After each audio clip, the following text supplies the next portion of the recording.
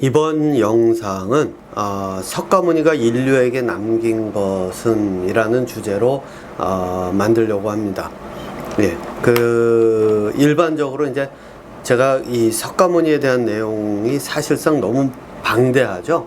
8만이 넘는, 그것도 뭐 다를 포함한, 그 사람의 법문을 다 포함한 게 아니라는 이야기가 있는 것 같은데, 그 사람이 도대체 뭐를 남겼길래 그렇게 많은 법문이라고 하는 것이 있었고, 또 그 내용이 무엇인지, 그리고 사람들이 이제 설명하지 못했던 것들까지 제가 이제 요거를 함축적으로 해가지고 요번에 한 영상에다가 그 핵심이 되는 것들만 이제 따로 이렇게 뽑아가지고 다루려고 합니다. 그래서 이게 양이 많아서 제가 가다가 또 3,000%로 빠질까봐 요번엔 좀 정리를 했습니다.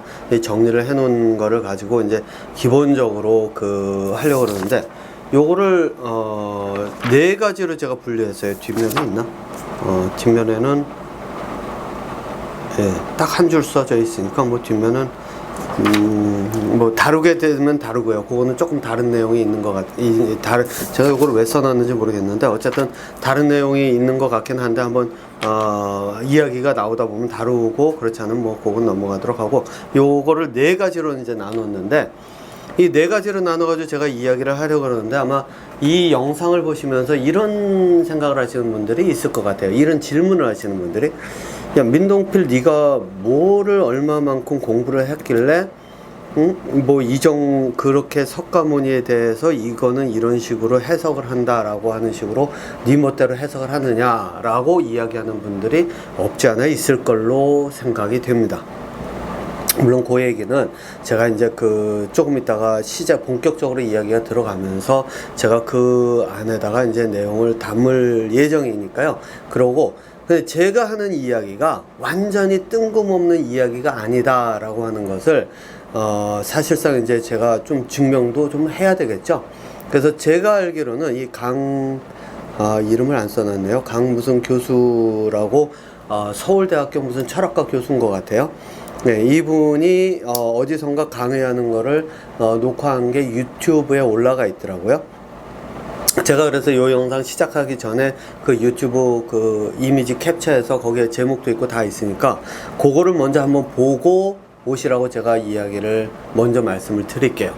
이게 왜냐하면은 그분이 여기에서 이야기했을 때 몇 가지 핵심 요소를 이야기를 했는데, 제가 이제 그러면서 뭐라고 얘기를 했냐면, 나도 이해가 안 간다라고 하는 부분들, 나도 모르겠다라고 하는 부분들이 몇 군데가 있어요.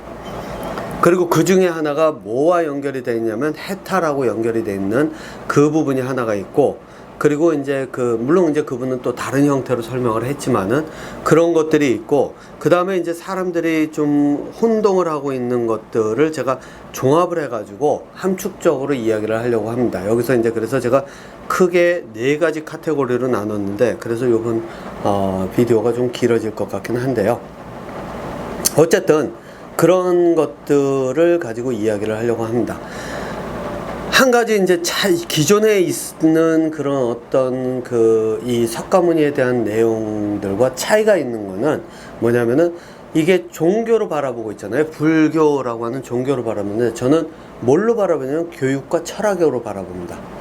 근데 철학이라는 게 왜 들어갔느냐라고 하면, 물론 이제 사람들은 교육이 아니라 철학으로만 생각을 하죠. 근데 실제로 교육이 있고 교육 방법이 있습니다. 거기에는 이제 제가 요거를 오늘 이야기를 하려고 하는데, 공부 방법이죠. 두뇌를 사용하는 방법. 그럼 철학은 뭐 어떤 면에서 철학이냐라고 하면 석가모니가 바라보는 이 석가모니의 두뇌로 해석하는 사람들의 삶과, 그리고 사람들이 고통 속에서 서로가 서로를 얽매여 가면서 저희 말 그대로 진흙탕 싸움을 하고 있는 그런 이유들, 생사에 대한 그런 어떤 이 얽매임과 그런 그 속에서 벗어나지 못해서 이 고통 속에 휘말리는 그런 이유들, 이런 것들을 통해서 어떻게 하면 거기서 벗어날지까지 들어갔잖아요. 그래서 앞쪽에 있는 부분은 철학이라고 볼 수가 있고요. 사람들이 왜 사는지, 또는 삶의 고통은 어디서 오는지, 또 어떤 식으로 사람들과 사람들의 관계 속에서 서로 이렇게 얽히고 설켜 있는지, 이런 이야기들이 들어가는 게 철학이라고 본다라고 한다면, 교육이라고 하는 거는 실제로 석가모니는 제가 볼 때는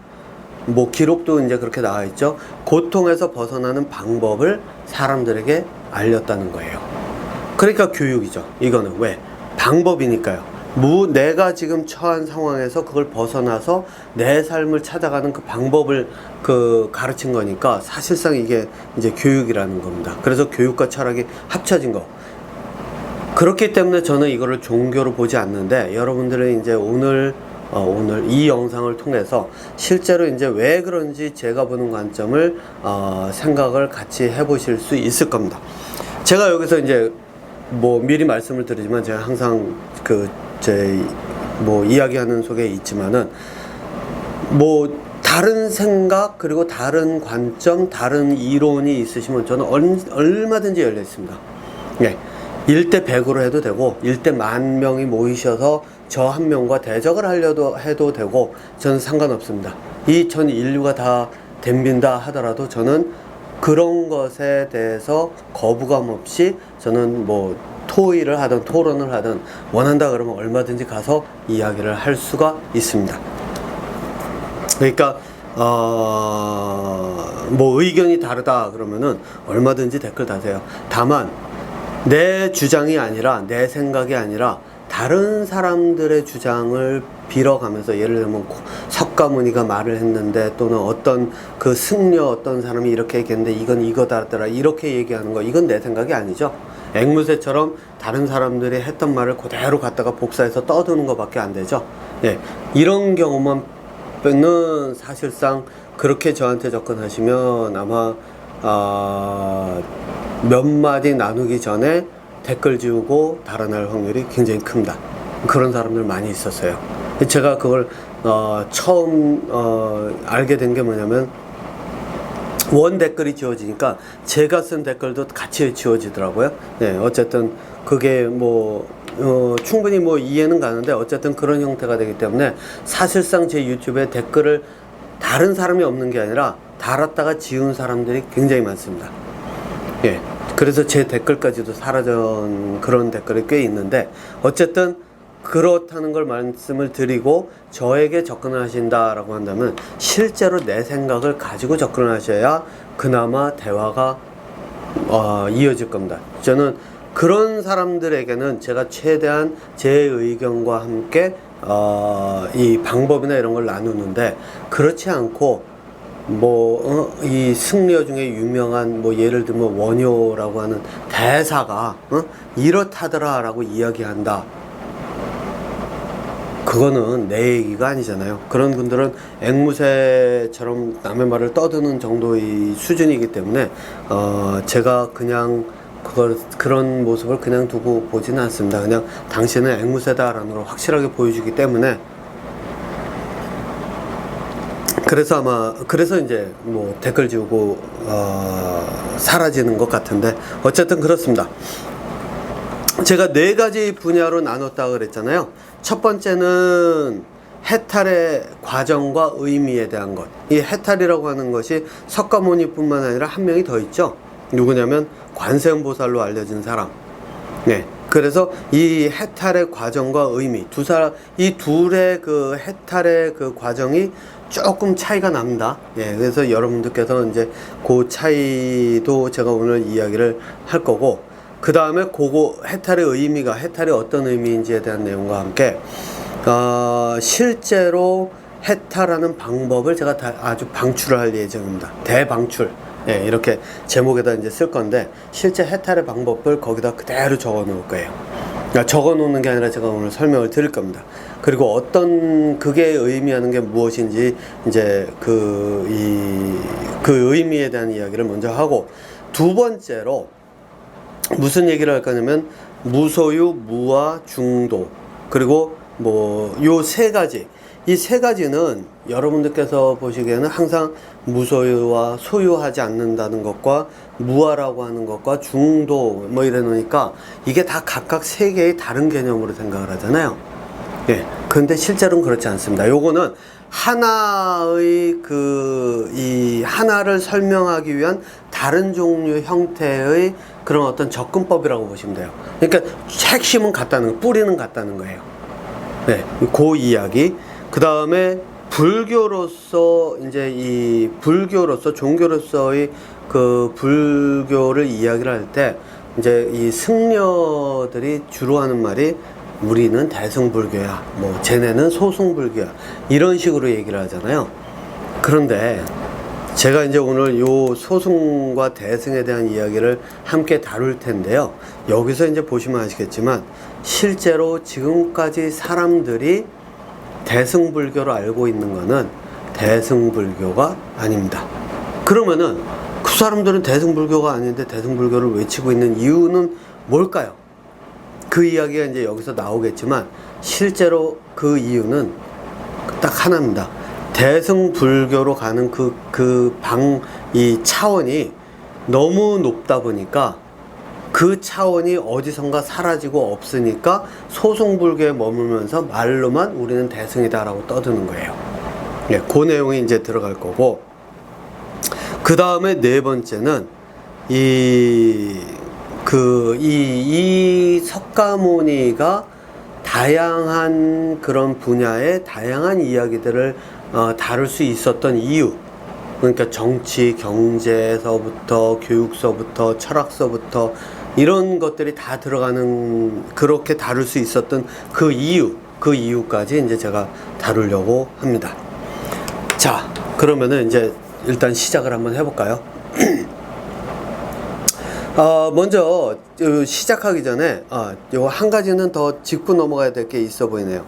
이게 이제 그 관세음보살에 대한 이야기를 이제 하면서 왜 사람들이 왜 보살이라고 하는 것, 제가 이제 여기다 좀 써가면서 이야기를 좀 풀어볼게요. 이 불교라고 하는 종교에서 보면은 보살을, 제가 이제 왼손잡이는 아닙니다만 왼손으로 쓰니까 글자가 개발세발, 원래 오른손으로 써도 개발세발인데 어쨌든 그 좀 이해를 좀 해주십사라고 합니다. 자, 보살. 보살이라고 하는 거를 보면은 뭐 무슨 뭐더라, 뭐 아무튼 보살이 관세음보살서부터 지장보살 뭐 이러면서 많잖아요. 근데 사람들이 이 보살을 어떻게 해석을 하느냐라고 하면 뭐 제가 들은 걸로는 그래요. 석가모니는 해탈하고 갔으니까 보살은, 요거는 이제 무슨 교수, 이 사람의 강의에서 이제 나왔던 걸로 기억해요. 뭐 나는 그 해탈은 했지만 대중 속에 남아서 대중을 교육한다, 그러니까 해탈로 이끌겠다 라고 하는 사람들이 보살이다 라고 이야기를 합니다. 저는 이거는 말이 안 되는 해석이라고 봅니다. 예. 그거는 종교의 관점에서 보니까 그런 거고요. 실제로 보살은 이렇게 보시면 됩니다. 학교에서 보면 학사가 있고, 그죠? 학부 마치면 학사가 있고, 그 다음에 이제 올라가면은 석사, 박사 뭐 이렇게 있잖아요. 그죠? 네. 보살은 이쪽의 개념이라고 보시면 돼요. 그러니까 석가모니의 교육 체계를 다져가면서 기초교육 과정을 마치고, 기초교육 과정이 있어야 된다고 이제 저는 얘기를 합니다. 그래서 저는 이제 제가 만들어 놓은 그 교육 시스템에서는 이제 한 2년 정도면은 그 기초교육이 이제 끝나는데, 어쨌든 이건 뭐 제 거니까 뭐 여러분들께서 그거는 뭐 신경 쓰실 필요는 없고, 네. 그리고 나면 어디로 가냐면 자기가 스스로 연구하면서 내가 그 연구 분야를 찾아가면서 내가 그걸 통해 가지고 이 말 그대로 두뇌 발달의 과정으로 계속 들어가는 그 형태로 들어가게 되거든요. 그러니까 그때부터는 혼자 내 분야를 파는 거예요. 그러면은 제가 볼 때 관세음, 이 사람이 남겨놓은 그 반야신경인가요? 네, 반야신경의 내용, 이 사람이 이제 박사들 중에서 유일하게 기록적으로 보면 유일하게 제가 볼 때는 해탈로 잃은 사람, 석가모니처럼 해탈로 잃은 딱 그 한 사람이 바로 이 관세음 보살이라고 이제 저는 보는데, 왜냐면 이제 그거는 좀 이따가 제가 해탈의 과정과 이 이야기를 하면 나올 거예요. 그러면은 이 관세음 보살은 그러면 어떤 전문 분야냐? 사물을 바라보면서 관찰하고 그것들을 해석하는 거. 그러니까 내가 보고 듣고 느끼고 하는 이 모든 감각을 통해서 들어오는 정보를 어떤 식으로 해석하고 그걸 통해서 어떻게 해석을 해 나가는지, 그리고 그 과정에서 이제 그 해탈이라고 하는 그 과정을 겪게 되는 걸로 이제 저는 해석을 하는데, 그러면은 다른 뭐 지장보살이니 무슨 보살이니 뭐 잔뜩 있잖아요. 그럼 이 사람들은 뭐냐?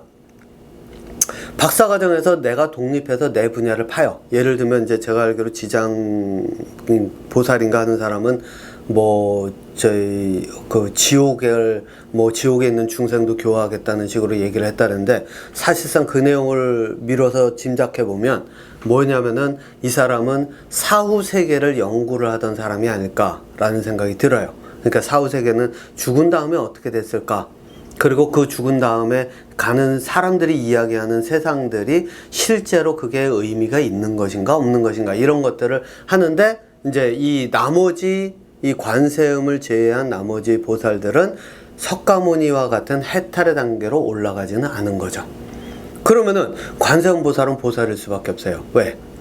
석가모니가 원조고 관세음 보살은 석가모니를 통해서 해탈을 할 수 있었던 그런 힘을 가지는데, 그러면은 사람들이 왜 관세음 보살 그러면서 하느냐? 이유는 하나예요. 석가모니의, 이제 조금 있다가 제가 이야기를 하겠지만, 석가모니의 해탈 과정은 일반적으로 접근하기가 굉장히 어려워요.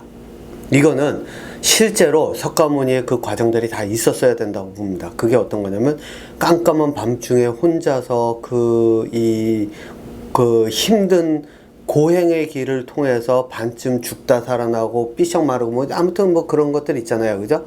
음식을 진짜 조금만 먹어가면서 버텨도 보고, 그러니까 생사를 오고 가는 그러한 과정을 겪어가면서 인생이 무엇인지, 삶의 의미가 무엇인지를 성찰을 하는 과정이고, 이 관세음보살의 이 해탈의 과정은 사물을 보면서 석가모니가 이야기해 놓은 그 가르침이라고 하는 그 강의를 들어가면서 그걸 통해서 사물을 바로 보면서 이해를 통해서 해탈에 이른 사람이고, 그러면 이 두 가지 중에 어느 쪽이 훨씬 쉬우냐?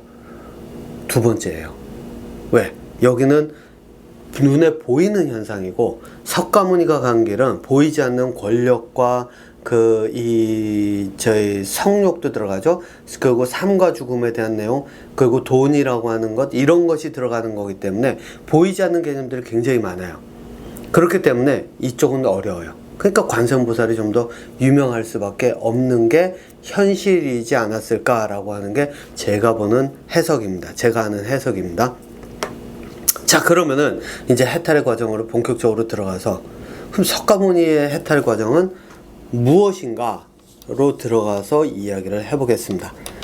요거를 이제 제가 관세음보살의 해탈의 과정도 이제 같이 포함을 해서 이야기를 할 텐데, 요거는 조금 저희 이제 인용을 좀 해야 될 게, 누구를 인용하냐면 앞서 제가 이야기한 그 강 교수의 그 유튜브 내용, 이 영상 시작하기 전에 있는 거 보고 오셨으면은 그 영상에서 이 강 교수가 제가 기억하기로 뭐 본지 꽤 좀 한 일주일, 2주 정도 지나서 기억은 정확하게 안 났는데, 해석하지 못하는 것 중에, 이해하지 못하는 것 중에 하나가 있어요. 그게 뭐냐면, 불을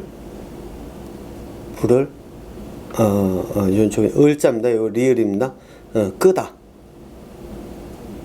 제가 기억하기로 저희 무슨 이 교수가 이걸 뭐라고 이야기를 했냐면은, 이 불을 끄다라고 하는 것이 석가모니가 만들어 놓은 새로운, 석가모니가 자기의 그 어떤 그 해탈에 대해서 정의를 하기 위해서 집어넣은 하나의 개념이라는 식으로 제가 기억하기로는 설명을 했던 걸로 기억해요.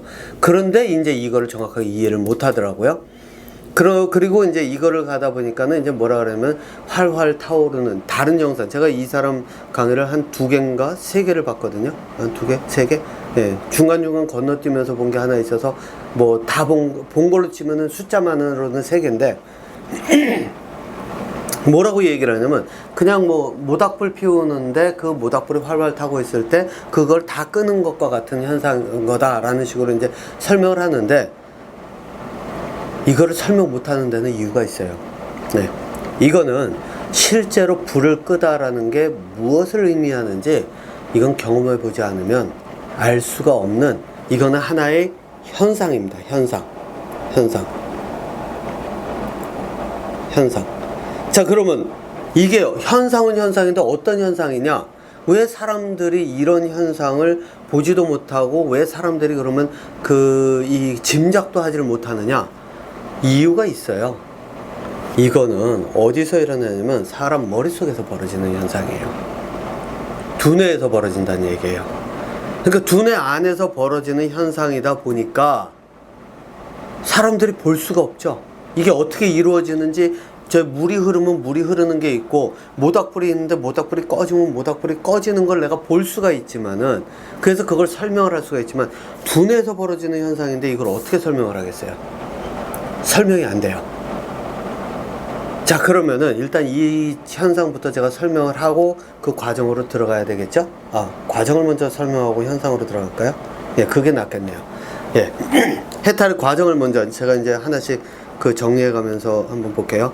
해탈의 과정, 석가모니의 해탈의 과정을 보면 뭐 제가 정확하게 다 이야기를 안 해도 많은 분들이 알고 계실 거예요.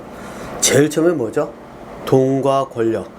뭐 거기에 신처럼 무슨 땅에서 뭐가 나오고 무슨, 이게 다 쓰잘데기 없는 얘기고 실제로는 석가모니는 그 두뇌 안에서 성찰을 통해서 그 사람들이 살아갈 때 돈과 권력의 의미를 끊임없이 파고 들어갔던 걸로 보여요.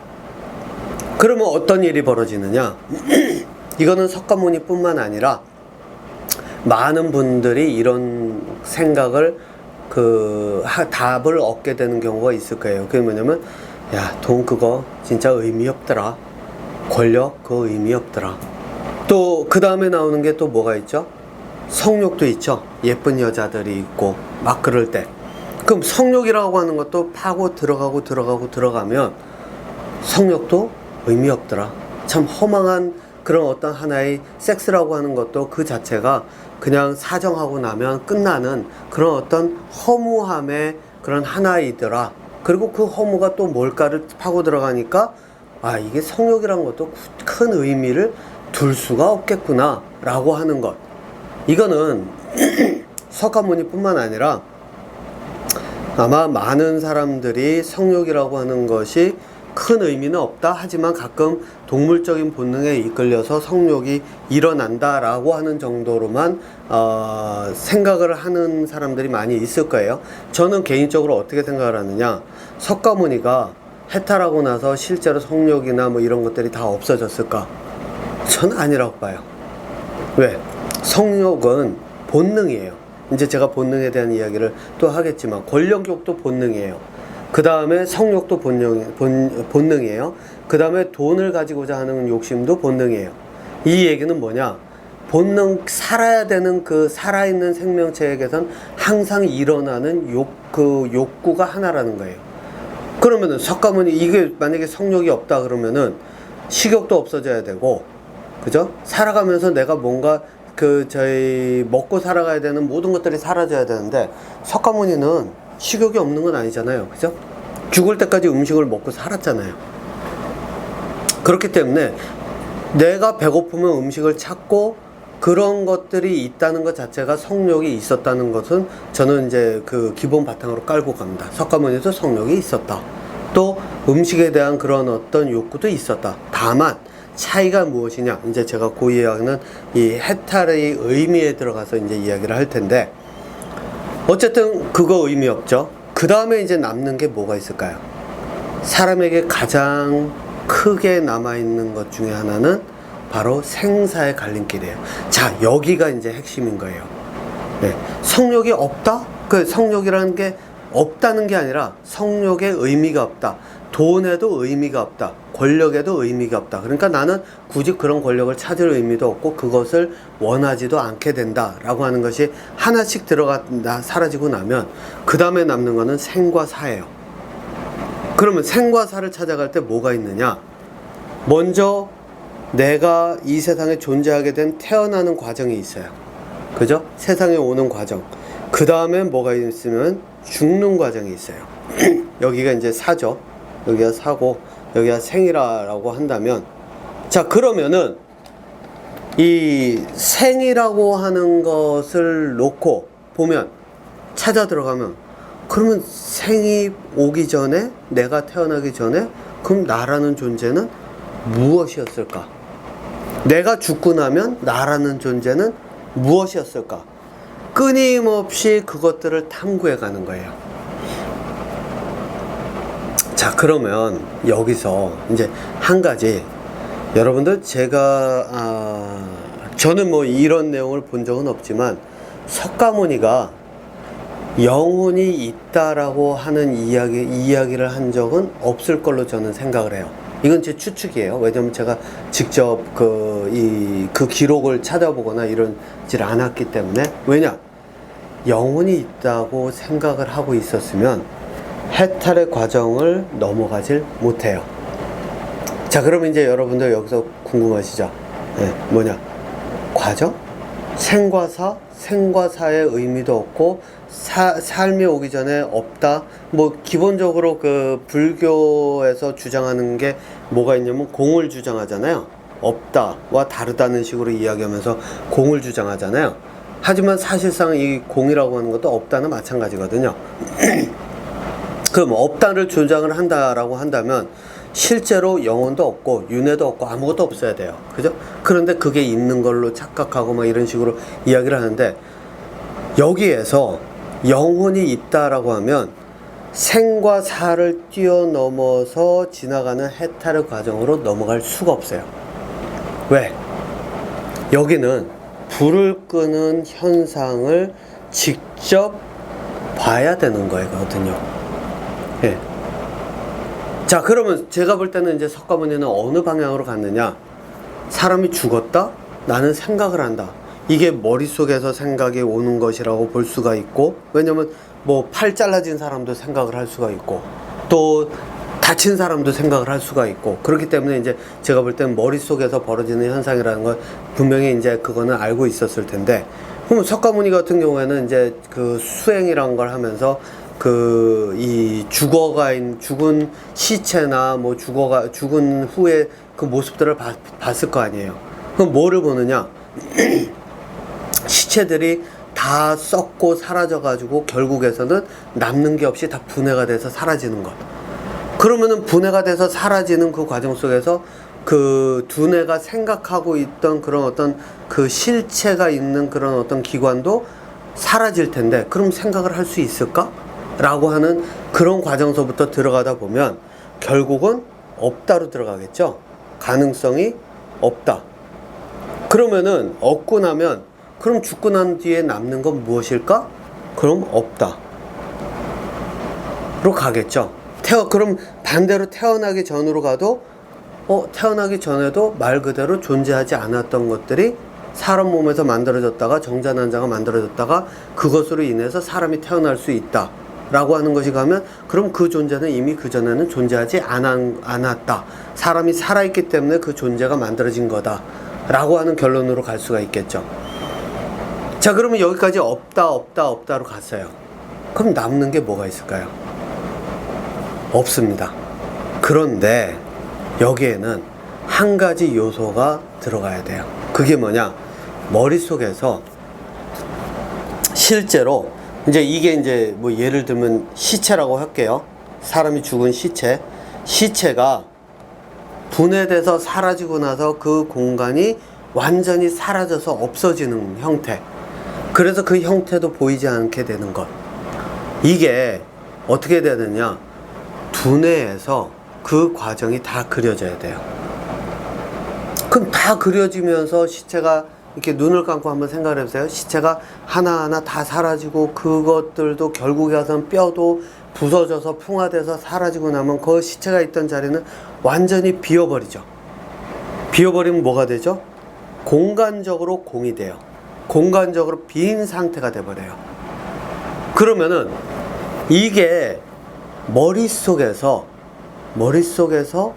공간이 비어가는 그 상태가 되어버렸다 라고 하면 어떨까요? 그 안에 남는 게 뭐가 있을까요? 없습니다.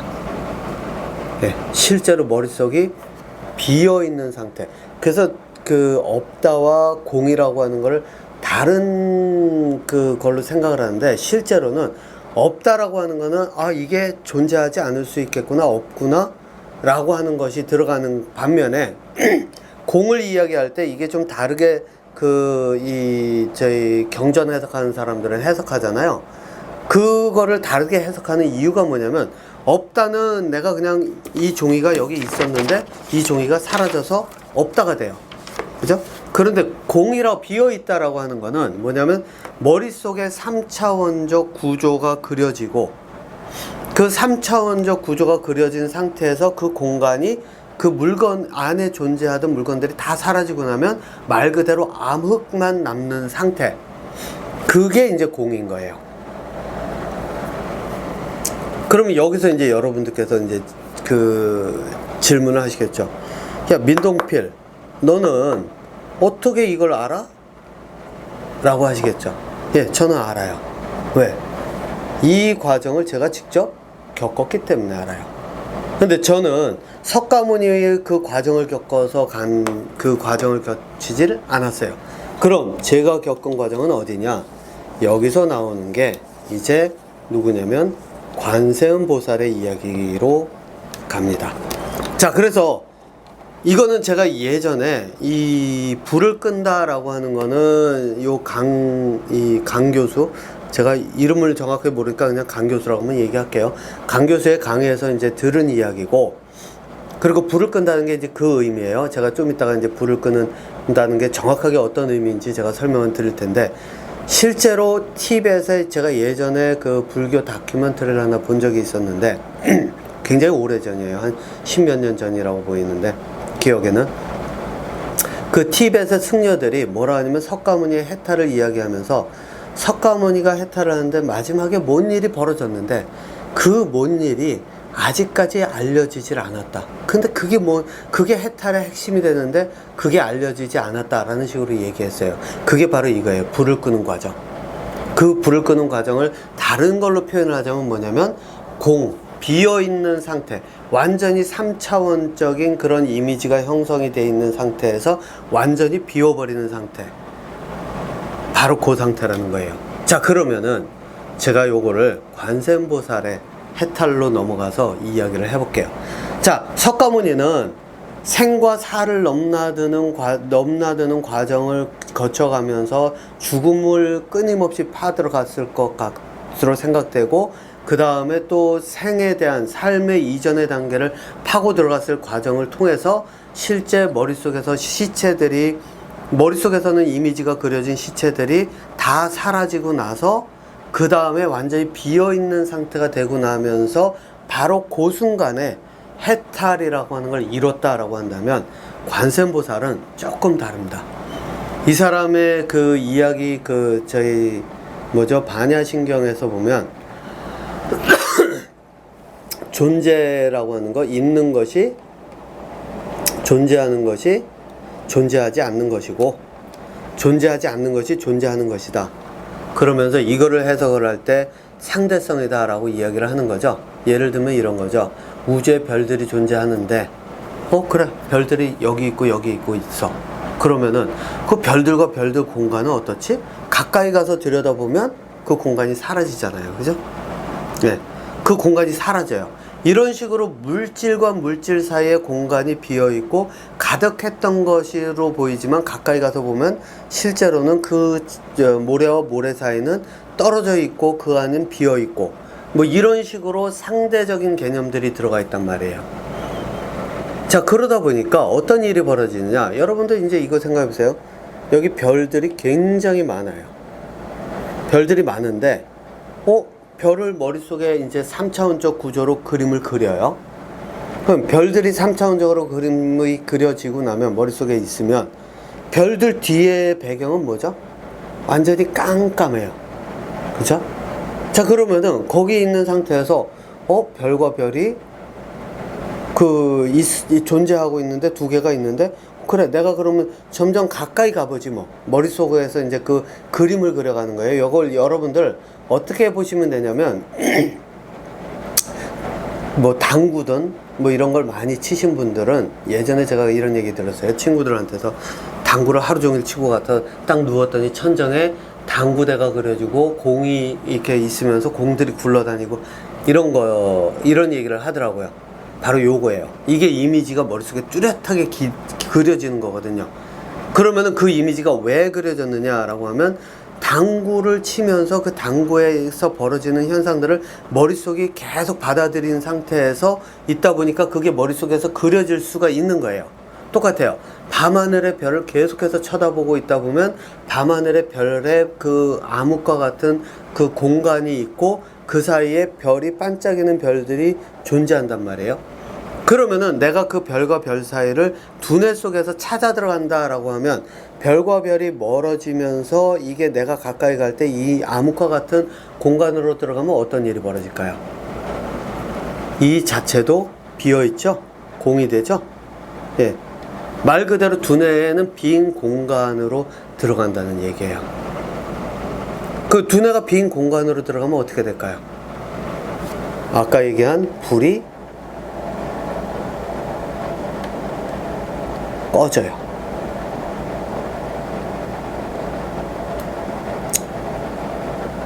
자, 그러면 이제 제가 하는 이야기를 한번 얘기를 해볼까요? 저는 어떤 일이 벌어졌느냐. 제 머릿속에서는 원자와 원자의 세계가 그려져요. 그 원자가 이제 두 개. 저는 원자를 많이 다뤘거든요. 왜냐면 엑스레이 결정 구조를 하다 보면 그냥 말 그대로 그때 모니터는 깜깜해요. 배경은. 모니터는 깜깜하고 그 안에 배경에다가 그 원자를 찾아서 그려놔요. 확대를 하면 그 배경은 전체로 깜깜해서 아무것도 없고 이제 거기에 전자 구름 일렉트론 덴시티 맵 그러니까 그렇게 얘기할게요. 그런 것들을 놓고 찾아 놓고 거기다가 원자를 갖다가 원자가 아니죠. 원자일 수도 없고 왜냐면 가끔 가다가는 실제로 산소면 산소 원자를 갖다 끼워 넣어가면서 이렇게 할 수도 있고 보통은 이제 뭐 물 분자나 그러니까 분자라고 해야 되겠네요. 예. 근데 어쨌든 이 분자와 원자를 굉장히 많이 다뤄서 깜깜한 배경에서 어두운 배경에서 그걸 많이 다뤄서 이게 머릿속에서 분자와 원자 그때는 아마 원자였던 걸로 기억하는데 뭐 상관없습니다. 어쨌든 이게 있다가 둘 사이의 거리가 점점 멀어지게 만들면서 딱 갔을 때 이게 이 원자들이 공간상에서 사라지면서 어떻게 되느냐. 요즘 TV는 LED나 뭐 이런 걸 쓰니까 아닌데 예전에 진공관 TV 같은 걸 보면 TV가 이렇게 있으면 어떻게 되냐면요. 이 사람 두뇌도 아날로그고 진공관도 아날로그잖아요. 불빛이 점점 이제 딱 꺼지면 전체적으로 꺼지는데 마지막에 요 불빛 하나가 그냥 쭉 늘어가면서 가늘어지면서 팍 하고 사라지듯이 싹 꺼지면서 그 브라운관 자체 그때는 이제 브라운관이죠. 그게 완전히 불이 꺼져요. 똑같은 현상이 두뇌에서 벌어집니다. 어떻게 되냐면 불빛이 점점 사라지면서 한 군데에 작은 불빛이 남다가 그 불빛마저 완전히 퍼지면서 딱 사라져요. 그러니까 불이 꺼지는 거예요, 실제로. 브라운관이 진공관 브라운관이 꺼지듯이 두뇌 안에서 불이 꺼져요. 자, 그러면은 이 불이 꺼지는 현상이 도대체 뭐를 의미하느냐? 바로 그 순간에 존재의 그 의미를 볼 수가 있어요. 이건 보는 거예요. 그러니까 왜냐? 죽고 나면 아무것도 남는 게 없구나. 그러면 살아온 생존에 대한 것도 살기 전에도 내가 태어나기 전에도 존재하지 않았구나. 존재하지 않았지만 아무것도 없는 상태에서 다시 불이 꺼지면 결국 생명체는 사라지는구나. 근데 이 현상이 벌어질 때 여러분들 이제 그거를 좀 헷갈리실 수 있는데 그게 뭐냐면은 이 뭐라 그럴까요? 그러니까 내가 눈으로 지금 이 사물을 보고 있잖아요. 지금 여기 앞에 이 종이가 이렇게 있고 여기 이제 펜도 있고 이렇게 있잖아요. 그러면 이게 완전히 사라지는 거냐라고 하면 아니에요. 이거는 그대로 내 눈에 들어와요. 이미지가 그대로 들어와요. 그러니까 이미지를 만드는, 영상을 만드는 게 두 개가 있는 거예요. 하나는 실제로 들어오는 이미지가 처리돼서 두뇌에 만들어지는 이미지 영역이 있고, 그 다음에 두 번째 이미지 영역, 여기서 이야기하는 이 이미지 영역은 어느 영역이냐면은 머릿속에서 아까 제가 그랬죠. 당구공이 그려졌다고. 당구공이 그려진, 뭐 저는 그런 경험은 없습니다만, 당구공이 그려지는 그런 경험을 하는 거, 아마 골프하는 사람들은 골프하는 그런 영역일 거예요. 그 영역은 실물과 다르게 나타나는 영역이에요. 바로 그 이미지라는 거예요. 예, 그 이미지를 담당하는 두뇌 영역이 불이 꺼지는 거예요. 그러면은 죽은 후에 그 모습을 그대로 봐요. 그럼 남는 게 없어요. 사라지는 거예요. 그럼 삶의 의미가 어떨까요? 몽땅 다 사라져요. 내가 권력을 가지고 살아가고 권력 있는 애들한테 내가 고개 숙이면서 살아왔던 것, 그리고 내가 어떻게든 뭐 저 돈을 좀 더 벌어가면서 좀 돈을 많이 벌려고 많이 벌 수 있을까라고 했던 그 욕구와 욕망, 진짜 아무 의미가 없다는 거를 직접 두뇌로 봐요. 왜? 이 공이라고 하는 게, 비어있다라고 하는 게 실제로 그 의미예요. 비어있어요. 공 아무것도 없이. 그러니까 삶의 의미가 그 아무것도 없다는 게 눈에 보여요. 그럼 지금 내가 살고 있는 삶도 의미가 없구나. 죽고 나면 그냥 끝이구나. 영혼 없다. 천국, 지옥 없다. 아무것도 존재하지 않는다. 그게 공이라는 거예요. 자, 그러면은 이제 여기서 아까 얘기했던 내용, 관세음보살의 이 불이 꺼진 과정, 공을 보는 과정, 공을 보는 과정이에요. 이게 석가모니가 공을 봤던 그 과정과 비교하면 훨씬 쉬워요. 네, 훨씬 쉬워요. 왜냐하면 석가모니 같은 경우는 진짜 제가 볼 땐 처절하게 그 의미를 찾으려고 굉장히 많은 이 노력을 했던 걸로 보고, 제가 볼 때 관세음보살이나 저나 나름대로 좀 떡고물 떨어지는 거를 주워 먹은 형태고, 그래서 어쨌든 해탈이라고 하는 그 현상을 직접 경험을 하고, 그러면은 이제 여기에서 이제 질문이 나오죠. 그래, 그게 가진 의미가 뭔데? 그럼 해탈의 의미가 뭔데? 라고 하는 이야기로 들어갈 수 있겠죠. 그 전에 제가 이제 그래서 그 이야기를 잠깐 한번 해볼까요? 요즘 그 승려들이, 여러분들, 저는 예전에 이제 저희 애가 자폐라고 했을 때, 진단받았을 때 아이의 사회성, 그때만 해도 저도 이제 사회성이 중요하다라고, 제 머리도 이제 사회성으로 채워져 있었으니까, 그래서 절에 가면서 이제 실제로 절에서 제가 이제 많은 이 공부도 하고 또 하려고 했었고, 그래서 한 번은 이 금강경 어떻게 공부해야 되는지 모르겠다고 했을 때 그 승려 중에 크다고 하는 사람이 뭐 제 친구를 통해서 이야기를 한 게, 열심히 읽다 보면 알게 될 거야. 제가 이제 그 얘기도 아마 그 소승대승에서 이야기를 할 것 같은데, 뭐 이런 얘기 하길래 이 무슨 말도 안 되는 헛소리냐고 제가 그런 얘기를 했었을 정도로 가깝게 절 안에서 지냈었는데, 거기서 보면, 여러분들 그 생각 해보셨나요? 거기서 보면 그 승려들이 그 밥을 먹을 때 쓰는 그릇이 다 까만색이에요. 이게 뭐냐? 공을 보고자 하는 노력을 위해서 만들어 놓은 하나의 제도예요. 시스템이에요. 아니, 제도로는 아니죠. 하나의 방법이에요. 까만색. 그러니까 밥 먹고 나면 어떡하죠? 싹싹 비운다라고 하죠. 말 그대로 아무것도 남지 않게 설거지를 하지 않을 정도로. 그 얘기는 그만큼 공을 보기 위해서는 그것을 봐가면서 완전히 그 머릿속에서 그걸 그려가면서 완전히 없앨 수 있도록 해야 된다라고 하는 의미라고 저는 봐요. 근데 아마 저희 승려들은 그 내용이 뭔지도 모르고 그냥 싹싹 비운다 그러면서 이게 남기지 않고 먹는다, 이거를 아마 굉장히 뭐라 하죠? 자기들의 신념처럼 이렇게 이야기를 하고 있을걸요. 거기다가 이 승려들 보면 머리 깎고 절로 들어가죠.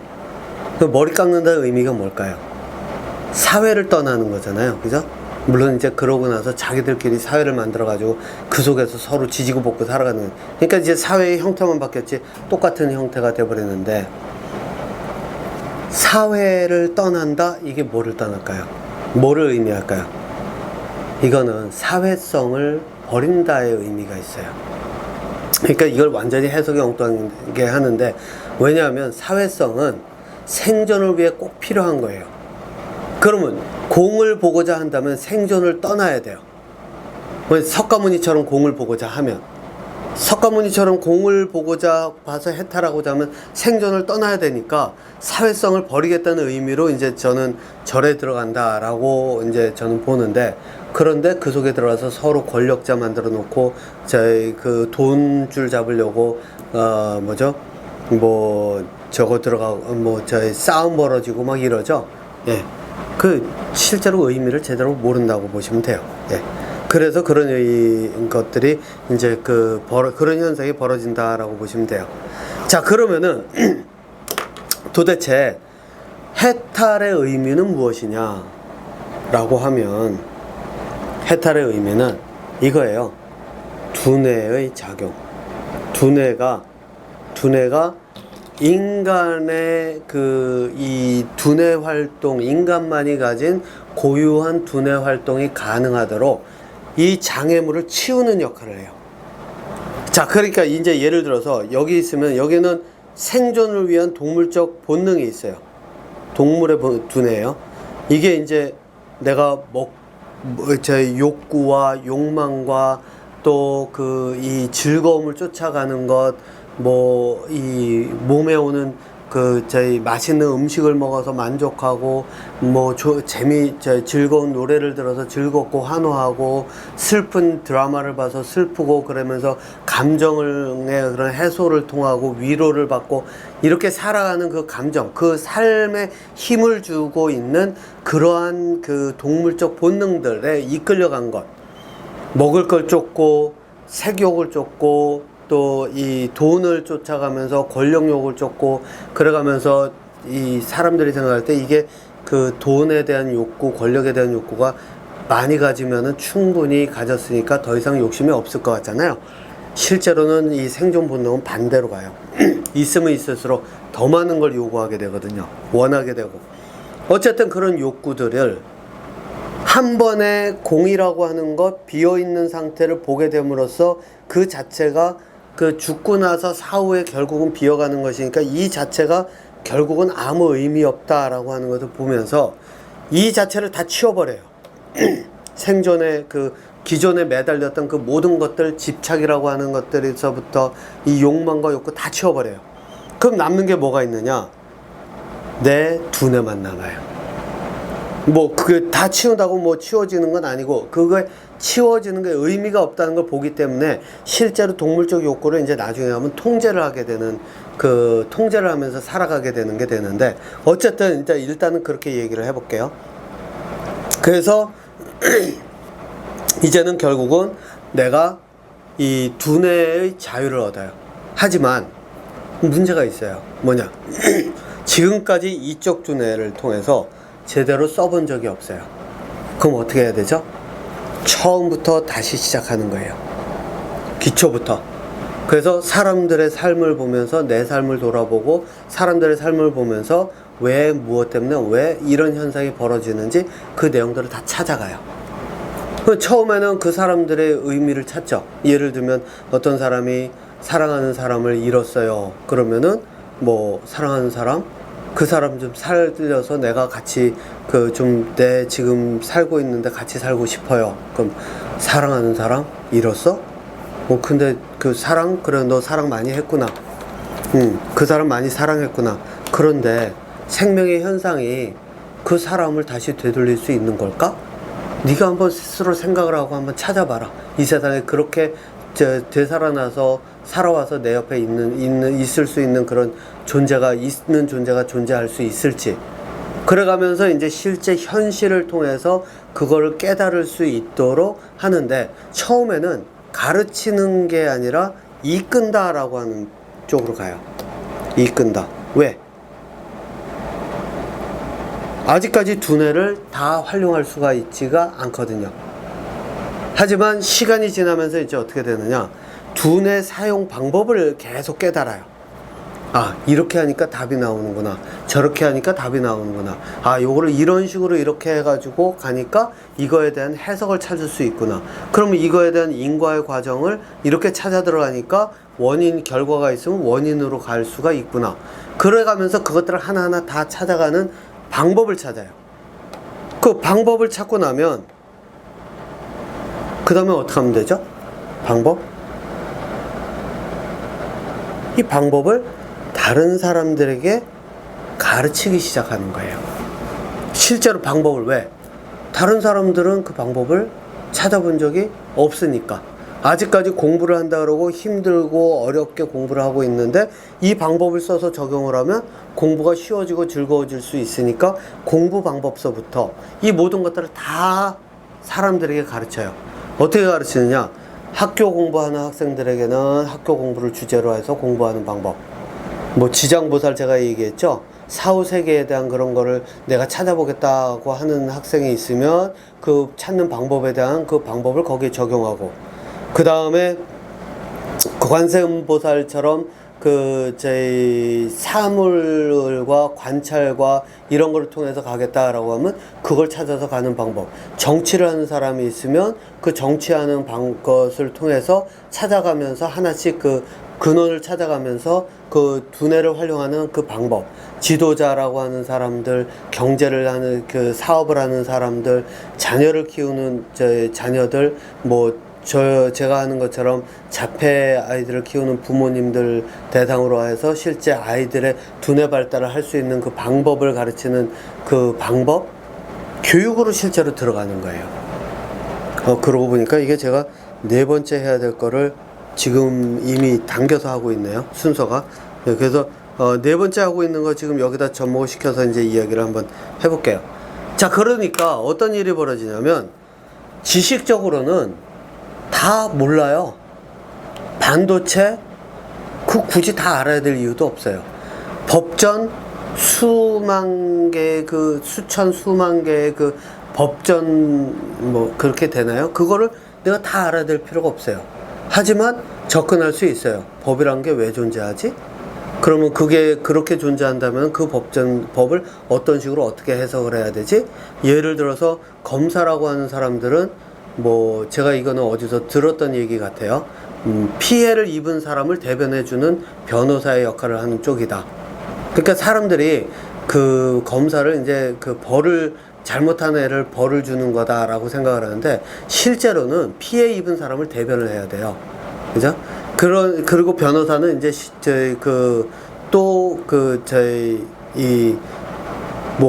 사건을 저질렀던지 이 사람도 이제 피해자일 수가 있겠죠. 피해자가 아니라 가해자 쪽을 좀 해주는 경우가 종종 있겠죠. 뭐 이제 변호사에 따라 다르겠지만 가해자 쪽에서 가해자의 관점에서 이제 변호를 해주는 이런 경우들. 그런데 예를 들면 그 상식적으로 봐가지고 뭐 버스, 제가 본 것 중에 버스 운전기사가 뭐 800원을 커피 마시기 위해서 800원을 썼는데 그거를 횡령으로 해서 얘는 중범죄로 다뤄서 체고해야 된다라고 했던 그런 판사들이 판단하는 것. 그러면은 상식적으로 볼 때 야, 거기에 가해자가 누구고 피해자가 누구고 그 피해 입은 사람이 얼마를 입었으며 그럼 그걸 대변을 하는데 굳이 그게 그 잔돈이 부족해서 그것도 지금 당장 운전을 하면서 잠이 깨어 있고 그러기 위해서 그 당장 없는 돈으로 커피라도 마셔가면서 일을 하기 위해서 그 800원을 썼다 그러는데 그거를 가지고 일을 하기 위해서 잠 졸지 않으려고 한 그거를 뭐 이렇게 범죄로 볼 수 있는가? 이런 식으로 그 근원으로 찾아 들어가면서 사람들의 그런 행동의 원인과 결과를 연결해 가면서 하면 법이라는 게 왜 어떤 식으로 적용돼야 되고 이런 내용들이 나올 수가 있잖아요. 흔히 얘기하는 상식선에서 지도자는 어떻게 하고 뭐 그 지도자는 뭐 결과가 있으면, 그러니까 사고가 터지면 그 사고가 있기 때문에 그거를 수습할 수는 있는 그런 두뇌가 되는 사람은 지도자가 아니라 실제로는 벌어지기 전에 그런 것들을 예방할 수 있는, 예측하고 예방할 수 있는 사람 두뇌가 이제 지도자의 두뇌다. 그래서 우두머리와 지도자는 다르다. 그런데 우두머리는 사건 사고가 있으면 그걸 해결하는 방향 쪽으로 간다. 왜? 그렇게 해놓으면 내가 해결했다는 뿌듯함과 함께 사람들이 그 결과를 눈으로 보기 때문에 지지하는 사람들이 더 생길 수가 있기 때문에 뭐 이런 식으로 사회에서 벌어지는 현상들을 근원에서 그 이야기를 하고 있기 때문에 뭐든지 그것들을 찾아갈 수가 있다는 얘기예요. 그 사람들이 법이 어떻고 이거를 다 아는 게 아니라 몰라도 충분히 찾아갈 수 있는 그러한 두뇌 능력을 가지는, 그게 바로 이제 이 방법을 찾아가는 두뇌의 그 과정이라는 이야기입니다. 그러니까 주제가 뭐든 상관이 없어요. 그게 종교가 주제가 되든 뭐 정치가 주제가 되든 경제가 주제가 되든 사업이 주제가 되든 자녀 교육이 주제가 되든 내 삶을 살아가면서 노년에 나이 들어서 나 이제 죽을 날 얼마 안 남았는데 진짜 삶이 무엇인지 보고 싶다라고 하는 게 진짜 주제가 되든 아무 상관이 없는 거예요.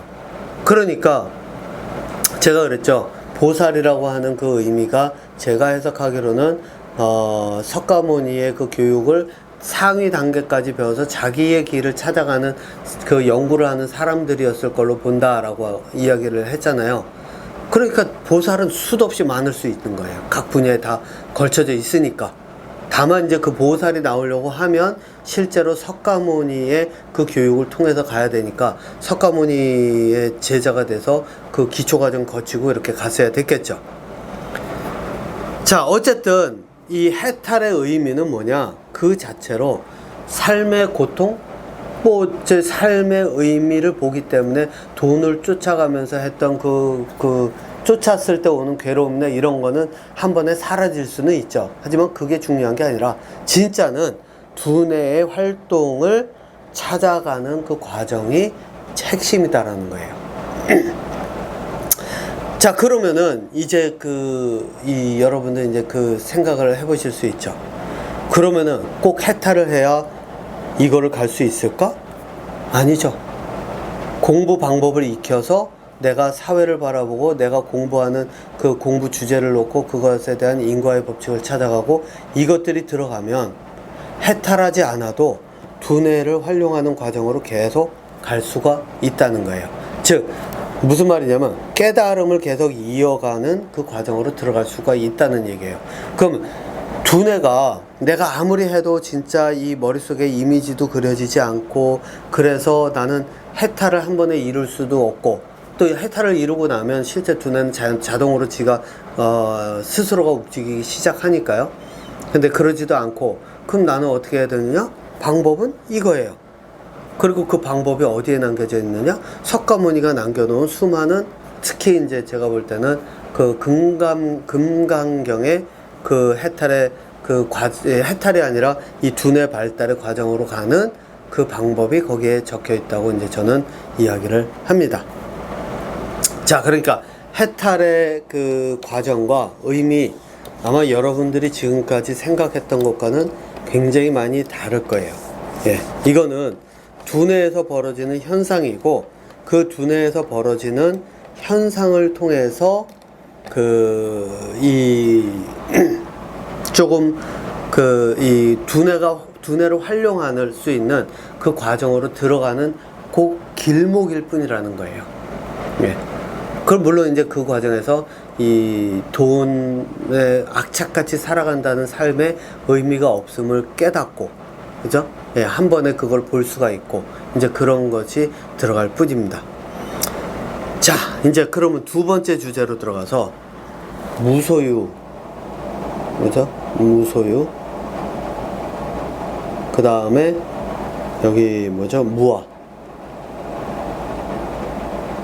내가 없다라는 뜻이죠. 그리고 중도. 이 내용으로 이제 들어가 보도록 하겠습니다. 자, 많은 사람들이 이 각각을 무소유를 따로 해석하고 무아를 따로 해석하고 중도도 따로 해석을 합니다. 뭐 충분히 이해는 가요. 왜? 실제로 이것의 이 직접적인 근원을 볼 수가 없으니까 그럴 수밖에 없습니다. 하지만 제가 여기서 이제 결론만 놓고 얘기를 하자면 이 세 가지는 하나를 설명하기 위한 그 다른 표현이라고 보시면 됩니다. 그러면은 여러분 아마 그 생각 하실 거예요. 무소유? 가지지 않는 것? 여기 저만 해도 이제 보세요. 여기 테이블 있죠? 지금 이 사무실 안에 보면은 이 그 글래스보드도 있고 뭐 많아요. 여기다 물도 있어요. 제가 마셔야 되는. 그죠? 물이 없으면 저 어떻게 되죠? 갈증 나서 죽어요. 목말라서. 탈진해가지고. 그죠? 이 영상 만들려면 카메라도 있어야 돼요. 또 오늘 저녁에 저 집에 들어가면 먹어야지, 음식을 먹어야 저도 내일 또 살아가요. 그 음식도 먹고 먹어야 될 것도 있고 또 이러한 것들이 다 포함이 되어 있단 말이에요. 그죠? 그러면은 무소유, 소유하지 않는다? 이 말이 될까요? 안 돼요. 이거 말이 될 수가 없어요. 하다못해 죽는 순간까지라도 죽기 전까지는 내가 먹어야 돼요. 석가모니가 제가 알기로는 배탈 나서 죽은 걸로 알고 있는데 배탈 나기 전에 뭘 먹었고 그것 때문에 죽었다라고 하면 죽고 나면 더 이상 먹지는 않는 상태로 끝이 났지만 먹는 게 있었잖아요. 내가 직접 가지고 있지는 않았어도 내 앞에 먹을 게 챙겨져 있고 그 순간은 그건 내 소유잖아요. 그죠? 소유는 그거예요. 그래서 내가 소유하지 않는다라고 하는 거는 존재하지 않아요. 그런데 제가 예전에 한번 보니까 그 누구죠? 무소유로 유명한 그 승려 한 명이 있던데 법정인가? 네, 법정이라고 하는 그 승려 한 명이 있는데 제가 그 책을 읽어보진 않았지만 그 책 내용 중에 한 가지 떠도는 얘기는 봤어요. 뭐라냐면 뭐 난인가 뭔가 화분을 하나 키우고 있었는데 밖에 나갔더니 이게 죽을까봐 걱정돼서 또 와서 그 물도 줘야 되고 꼭 걱정이 많더라. 그래서 소유함이 꼭 걱정을 일으키더라. 그래서 그거 누구한테 줘버렸다. 이거는 무책임이지. 네? 무책임이지. 차라리 그냥 말려 죽이면 되지. 또 남들한테 그 책임을 떠넘길 이유는 또 뭐가 있겠어요. 그죠? 뭐 그 사람들이 원하면 몰랐을까. 어쨌든 이런 식으로 무소유를 해석을 해요. 그 이유가 뭐냐? 무소유의 진짜 의미를 찾지 못했기 때문이에요. 자, 그러면은 일단 무소유부터 해볼까요? 무소유라고 하는 게 뭐를 의미하냐면 이거는 금강경에서도 나오는 이야기 중에 하나예요. 금강경에서는 뭐라고 얘기하냐면 이름은 이름일 뿐이다 라고 이야기를 해요. 자, 요거를 지식으로 바꿀게요.